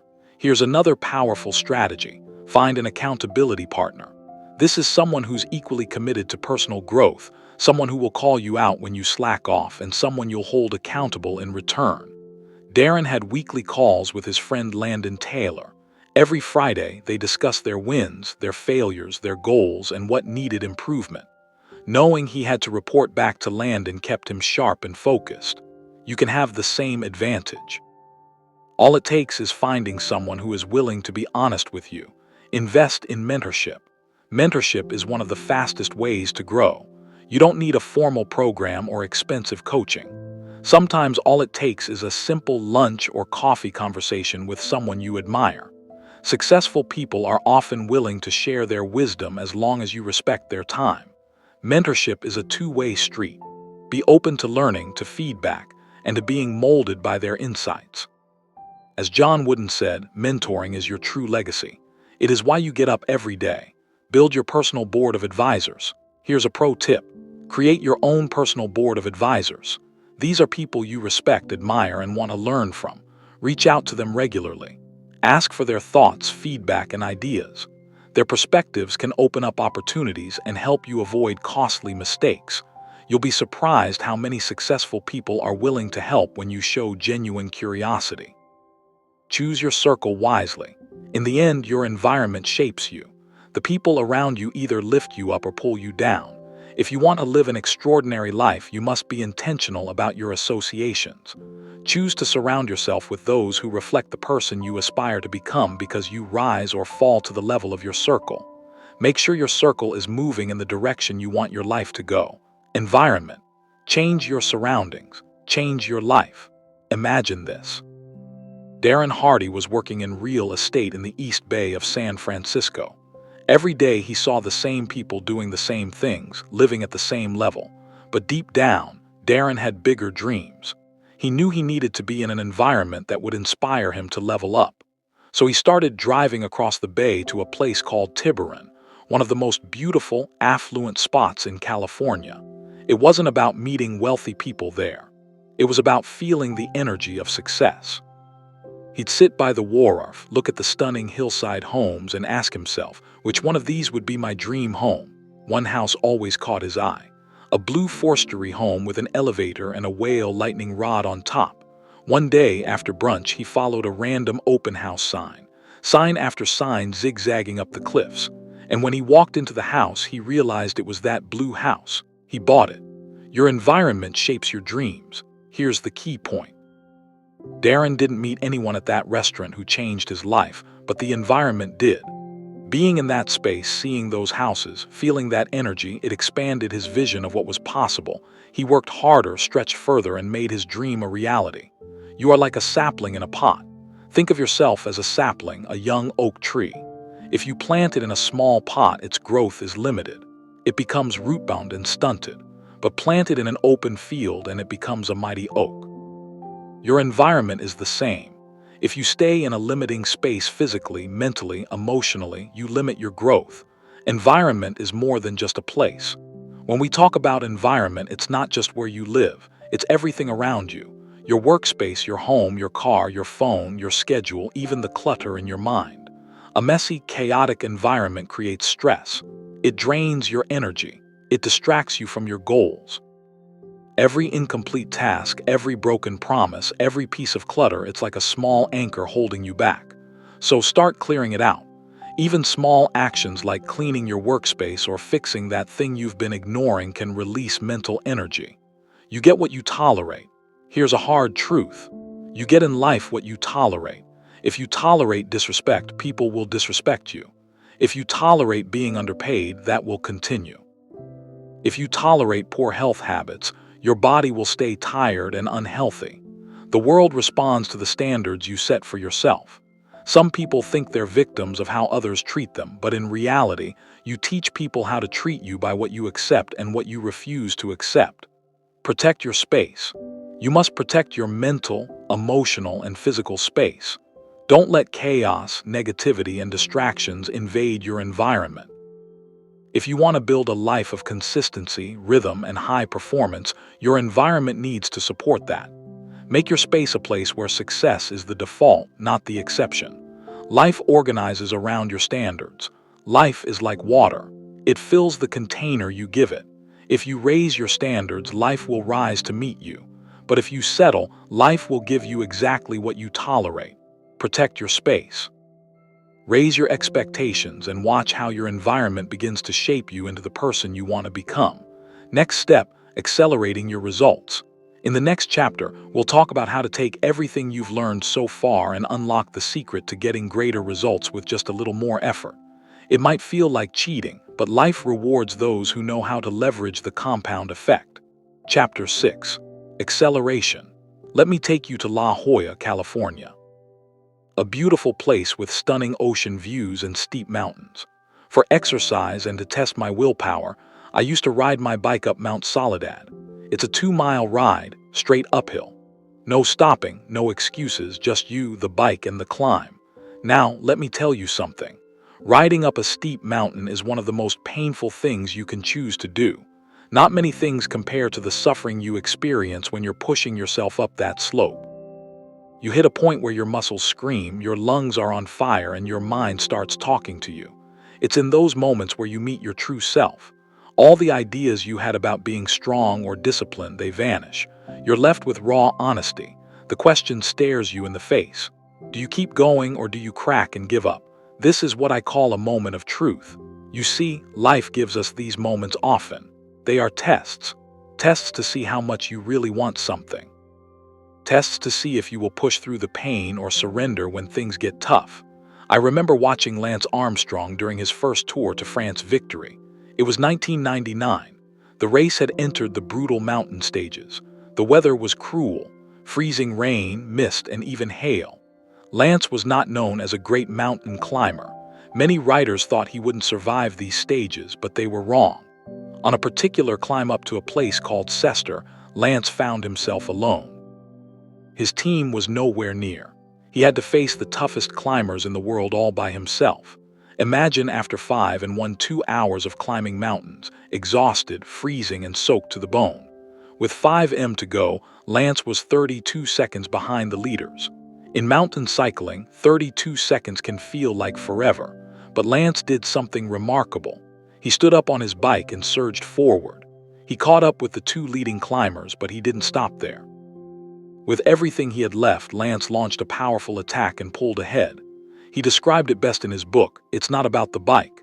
He said, "When you open a gap and your competitors don't respond, it tells you something. They're hurting. And when they're hurting, that is when you take them." Despite the pain, despite the exhaustion, Lance kept pushing. No one could catch him. He won that stage. And eventually, he won the entire Tour to France. Why am I telling you this? Because this chapter is about acceleration. It's about those critical moments when you decide who you are. It's about pushing through even when everything inside you wants to quit. Now here's the truth. The compound effect is always working. Every little action you've taken, every effort, every practice session, every late night you spent studying, they all add up. When you stay consistent, life will eventually hand you a moment of truth. And when that moment comes, you will be ready. You'll be able to push through barriers, rise above your competition, and surprise everyone, even yourself. You'll realize that all those small steps done over and over gave you the strength to seize the opportunity. Growth doesn't happen in easy moments. Improvement doesn't come when things are comfortable. It happens when you are in pain, when you are tired, when you are at the edge. Those are the moments where you either step forward or shrink back. Most people stop when they feel discomfort. But high achievers, they know that discomfort is the signal to keep going. That's when breakthroughs happen. Here's a powerful lesson. You don't build character in the easy moments. You reveal it in the hard ones, but there's more. One of the smartest ways to accelerate your success is always to deliver more than expected. Go beyond what people ask for. Do more than what's required. When you do this consistently, you multiply your rewards. It's the principle of exceeding expectations. Every time you over-deliver, you build trust, reputation, and goodwill. These are things that compound over time. Eventually, you'll find doors opening for you that you didn't even know existed. Here's a simple formula. Preparation plus opportunity plus massive action equals acceleration. You prepare by staying consistent with your habits. You wait patiently for the right opportunity, and when it comes, you take massive, decisive action. It's like a rocket launch. The rocket burns most of its fuel just to escape the Earth's gravity. That's the hardest part. But once it's in orbit, it glides smoothly. Success works the same way. The early stages require tremendous effort, but once you break through, everything becomes easier. Remember, there are no shortcuts. You have to pay the price. But the compound effect ensures that every ounce of effort is never wasted. It's quietly working behind the scenes, building your momentum. And then when your moment of truth arrives, you will be unstoppable. Moments of truth. There's a powerful line from Lance Armstrong's autobiography. He writes, "There is a point in every race when a rider meets his real opponent and realizes it's himself." That's such a deep truth, isn't it? In life, in business, in every struggle, the opponent isn't out there, it's inside. Lance talks about how in his most painful moments on the bike, he becomes curious. He wonders, how will I respond? Will I find my weakness and give in? Or will I reach deep and discover my true strength? We all face these moments. I faced them daily when I was in real estate, driving to meet a potential client after getting rejected by the last one. My mind would start coming up with excuses. Maybe I should skip this call. Maybe it's not a good time. I'd be canvassing a neighborhood and suddenly the dogs would start barking or the sky would turn dark with rain clouds. Or during cold calling time between 5 and 900 p.m., I'd get scolded for interrupting someone's dinner or TV show. And let me be honest with you, I was always tempted to stop, to take a break, to go back to the office, to grab a glass of water. But every time I hit that mental wall, I reminded myself my competitors are feeling the same thing right now. If I keep going, even when it's hard, I will be ahead of them. These were my moments of truth. Moments where success is forged, not during easy times when I'm just keeping pace with the crowd, but in the tough moments when most people stop. It's not about whether you reach the wall or not. It's about what you do after you hit the wall. Lou Holtz, the legendary football coach, understood this well. In one game, his team was losing 42-0 at halftime, but Lou didn't scold them. Instead, he showed them highlight reels of players making second efforts, diving for tackles, blocking harder, going the extra inch. He told his team, "Everyone gives their best on every play, that's expected. But what wins games is the extra effort after you've done your best. That's why you're on my team." That team came back and won the game in the second half. That's how victories are earned. Think about Muhammad Ali. October 30th, 1974, the legendary Rumble in the Jungle. Almost no one believed Ali could defeat George Foreman. Foreman was a powerhouse. He had knocked out Joe Frazier and Ken Norton in just the second round. But Ali had a strategy. He knew Foreman was strong but lacked endurance. Ali invented the rope-a-dope. He leaned on the ropes, protecting his face while Foreman threw hundreds of punches. Round after round, Ali absorbed the blows, waiting. By the eighth round, Foreman had hit his wall. He was exhausted. That's when Ali struck, delivering a combination punch that floored Foreman and reclaimed the heavyweight title. Do you see the pattern here? Hitting the wall is not an obstacle, it's an opportunity. Let me take you back to Lance Armstrong's second tour to France. Earlier that year, he had crashed on a wet mountain road. The crash left him with a concussion and a broken vertebrae. Now, as fate would have it, the tour returned to the same mountain, and once again, it was raining. Lance's mindset was different. He said, "This is perfect attacking weather because I know the others don't like it. I believe nobody in the world is better at suffering than me." That's a mindset shift. He turned his pain into his advantage. That day, Lance won his second tour to France. Do you see the pattern here? Hitting the wall is not an obstacle, it's an opportunity. Let me take you back to Lance Armstrong's second tour to France. Earlier that year, he had crashed on a wet mountain road. The crash left him with a concussion and a broken vertebrae. Now, as fate would have it, the tour returned to the same mountain, and once again it was raining. But Lance's mindset was different. He said, "This is perfect attacking weather because I know the others don't like it. I believe nobody in the world is better at suffering than me." That's a mindset shift. He turned his pain into his advantage. That day, Lance won his second tour to France. Do you see the pattern here? Hitting the wall is not an obstacle, it's an opportunity. Lance Armstrong said about the fear of crashing again, "I'm looking forward to thrashing out with him in real time." That's a mindset shift. He turned his pain into his advantage. That day, Lance Armstrong won his second tour to France. You see, when conditions are perfect, sun is shining, no distractions, no problems, everyone performs well. But when things get tough, when problems arise, when distractions pull at you, that's when you get to prove your worth. That's when you separate yourself from the average. Jim Rand, my mentor, used to say, "Don't wish it were easier, wish you were better." And that's the truth. Every time you hit the wall, whether it's in your daily disciplines, your routines, or your consistency, it's a signal. It's life's way of saying, this is the moment where you leave your old self behind and step into a stronger, more powerful version of you. Scaling that wall, pushing through when it's difficult. That's where victories are made. That's where champions are born, multiplying your results. I want to share something exciting with you today. We've talked about how small, simple disciplines repeated consistently will eventually compound into big, life-changing results. But here's a powerful thought. What if you could speed up that process? What if you could multiply your results, not just add to them? Wouldn't you want to know how? Well, I'm going to show you exactly how just a little bit of extra effort can explode your outcomes beyond what you ever imagined. Let's take a simple example, weight training. Imagine your workout plan says you need to do 12 repetitions of a certain exercise. You do the 12 reps and that's great. You've done what's expected. And if you stay consistent, this effort will compound and give you results over time. But what if after those 12 reps, even when you feel like you can't go on, you push out another 3 to 5 reps? Yes, it will hurt. Yes, it will be uncomfortable, but here's the truth. Those extra reps will multiply the impact of your workout. You see, the first 12 reps got you to your limit, but the real growth happens in the reps after you hit that wall. This principle applies everywhere in life. Arnold Schwarzenegger, the bodybuilding legend, used a method called the cheating principle. Now, don't get it wrong. Arnold was all about perfect form.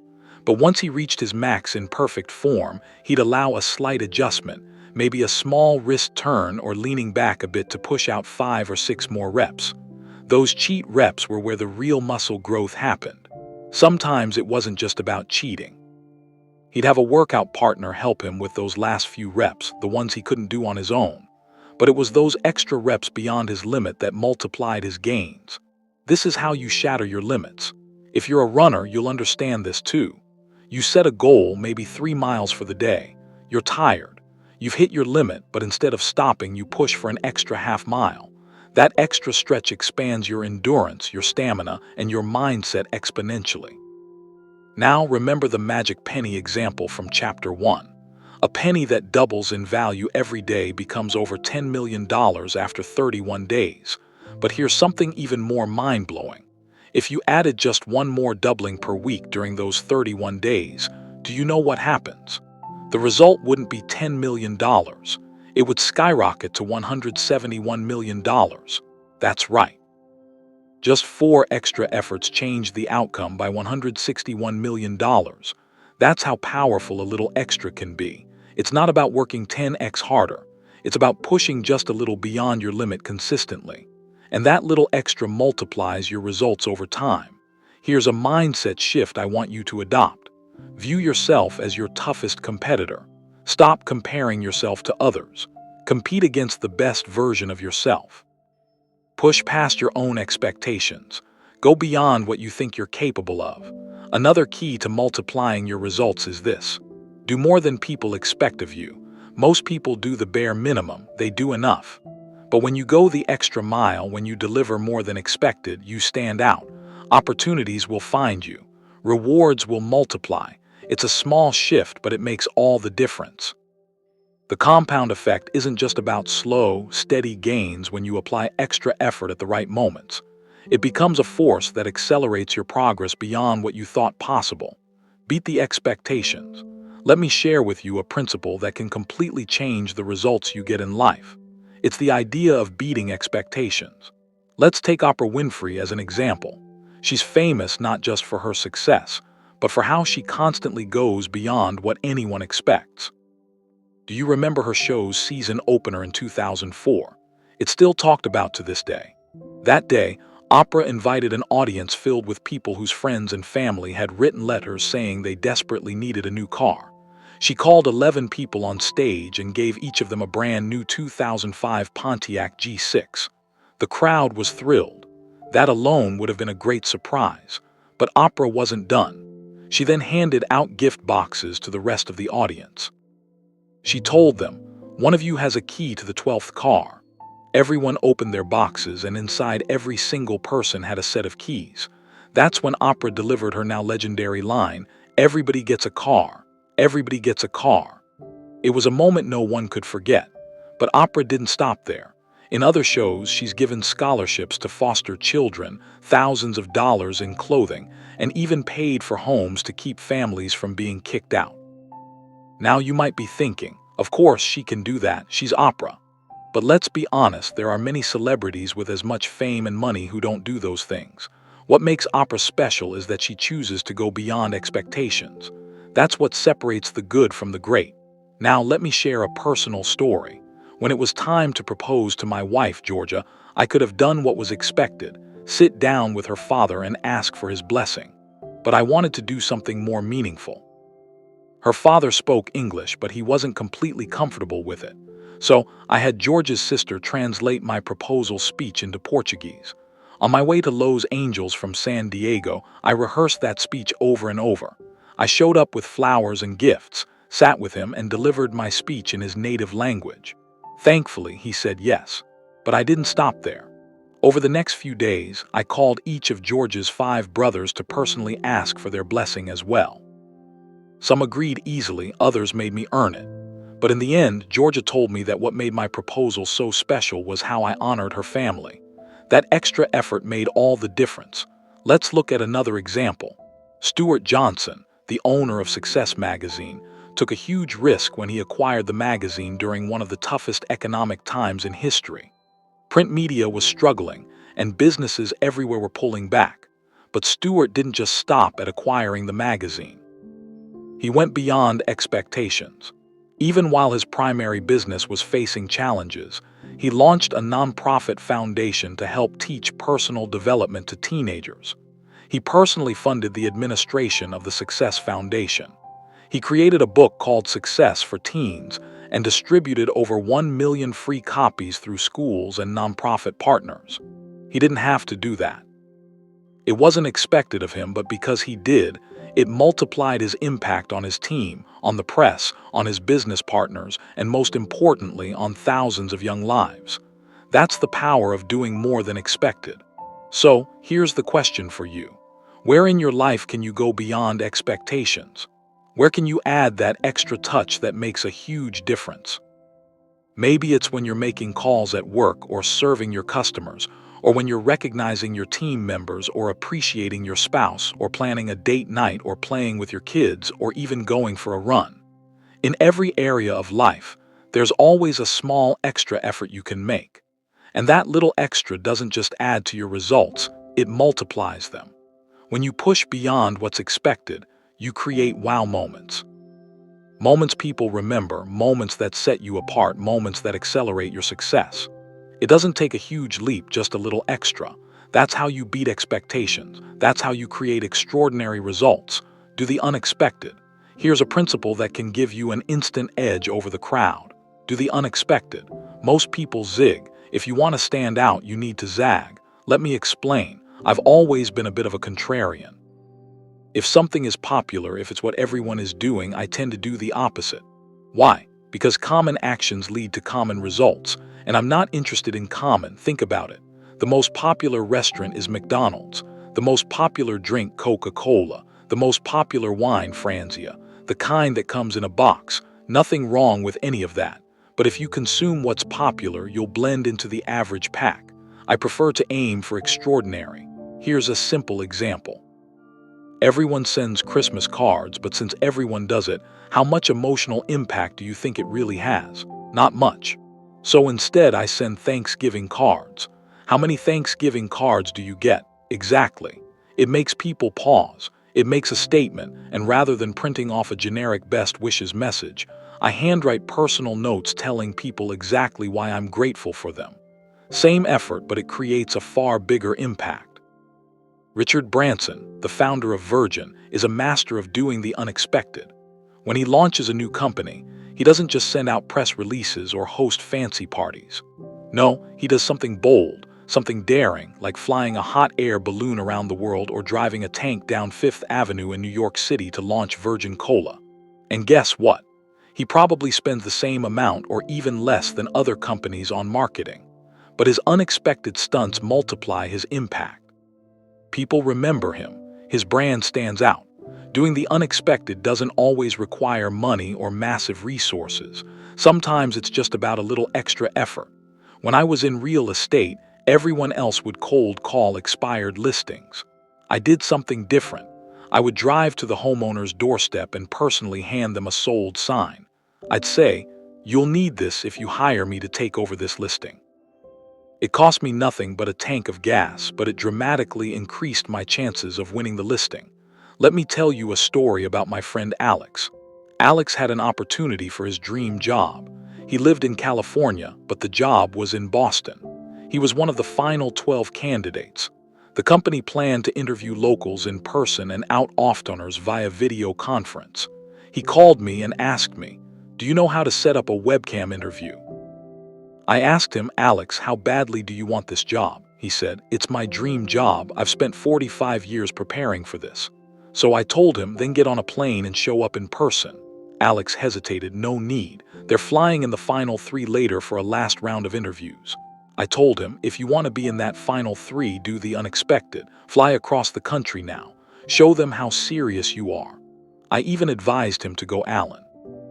What I call a shock and awe campaign. I said, research everyone involved in the decision-making process.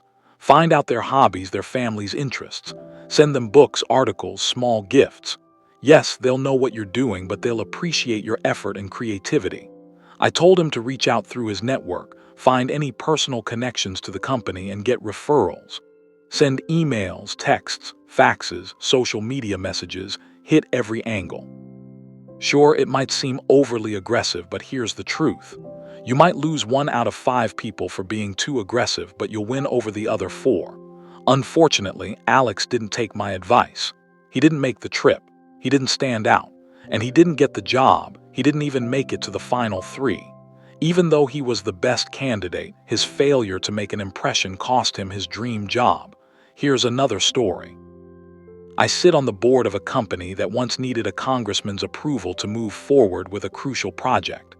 This congressman was refusing not because of the issue itself, but due to unrelated political grudges.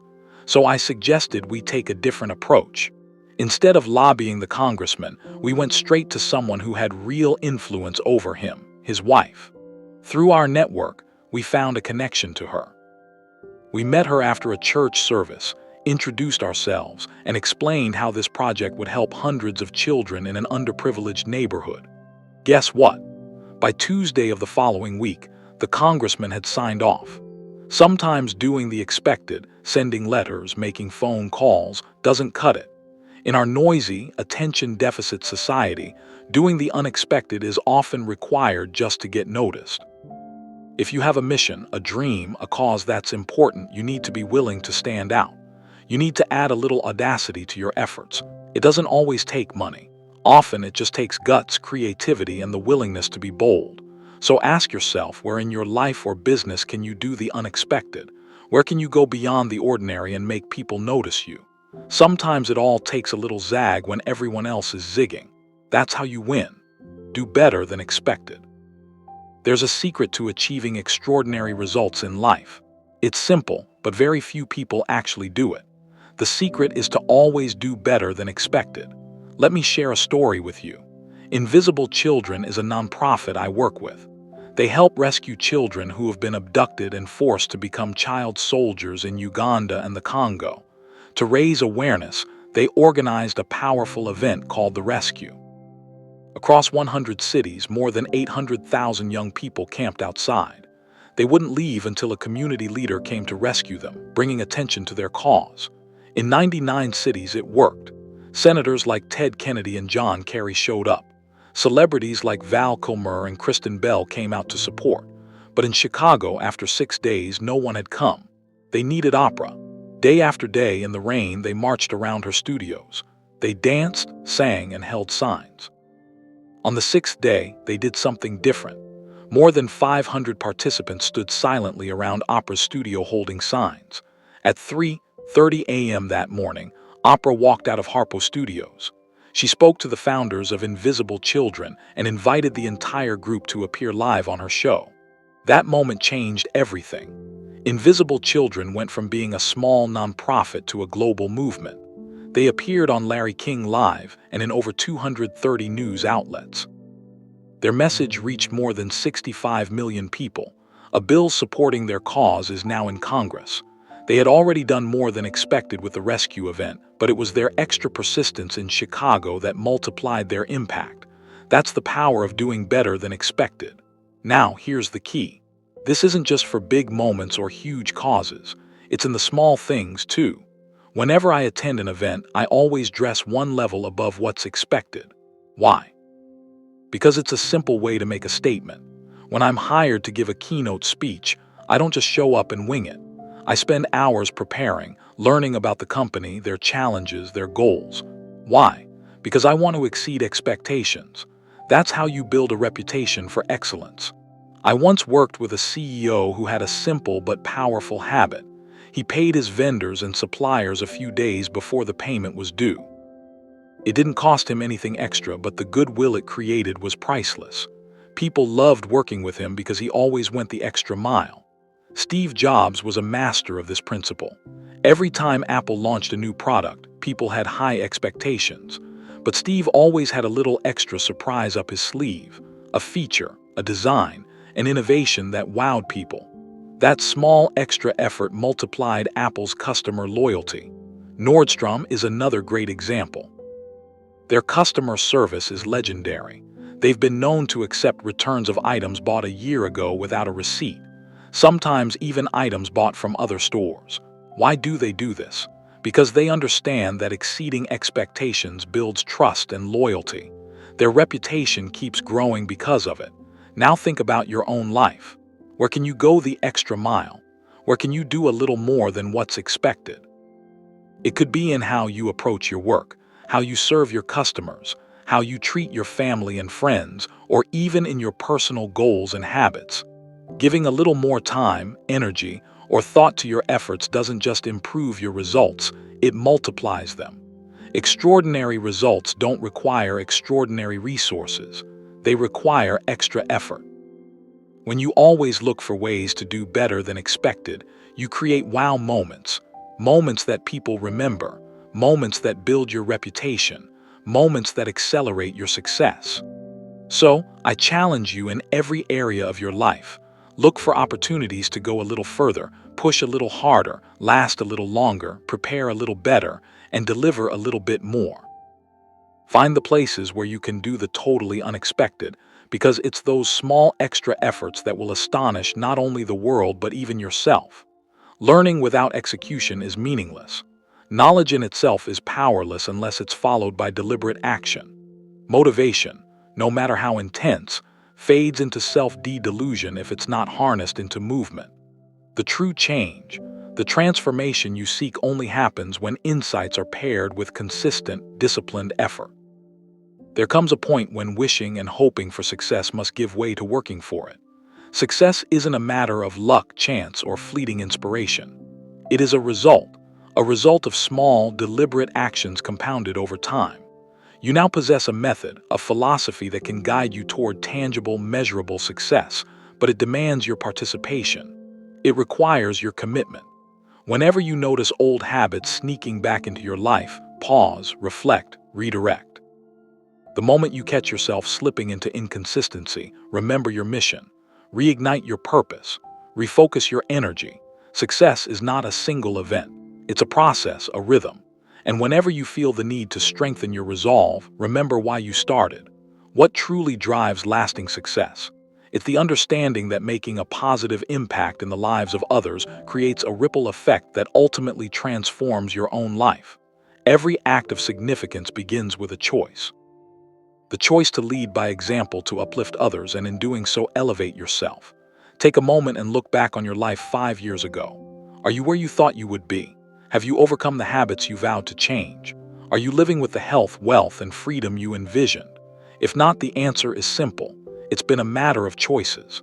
The next 5 years will unfold, but how they unfold depends entirely on the decisions you make today. This is your opportunity to chart a different path. You can choose right now to change the trajectory of your life.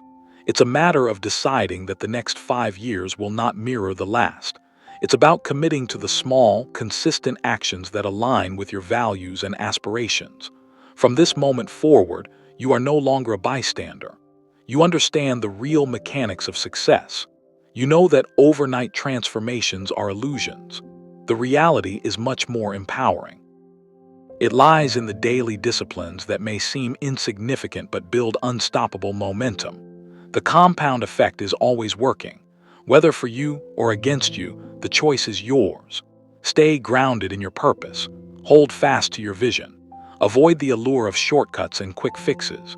The rewards come to those who remain unwavering even when the results aren't immediately visible. That persistence, that faith in the process will carry you forward with unstoppable force. There's a principle deeply rooted in the human experience that magnifies success. To receive more, give more. If you seek confidence, empower someone else to find theirs. If you desire inspiration, become a source of it for others. When you help someone else succeed, you inevitably pull yourself toward greater success. Start small. Begin with a simple act of giving. Share the knowledge, the strategies, that mindset that has inspired you to take action. It could be with a friend, a family member, a colleague, or even a stranger whose life might change with a single conversation. You never know, the impact you make on their journey could circle back to profoundly affect yours. Your own growth is intertwined with the growth of those around you. Every time you help lift someone higher, you elevate yourself. That's the beauty of significance. It's not just about personal gain. It's about creating a chain reaction of positive change starting with you. So now it's your turn. Take action. Not tomorrow, not next week. Now this very moment is a fork in the road. You can continue as you have been, or you can choose to step into a future that reflects your highest potential. You are equipped with the knowledge. You have the vision. Now you must take the steps. Let the next 5 years be a story of transformation. Not of chance, but of choice. Not of waiting, but of doing. Your future self is waiting to thank you for the decisions you make today. Today you didn't just consume ideas. You gained tools, now use them. Don't let this be another fleeting moment of insight. Commit to one small action. Build forward motion. If this message stirred something in you, take it a step further. Like this video if it added value to your journey. Subscribe to this channel for more bite-sized strategies that spark change. Together we grow. And momentum, your momentum does the rest. Every meaningful change begins with one step.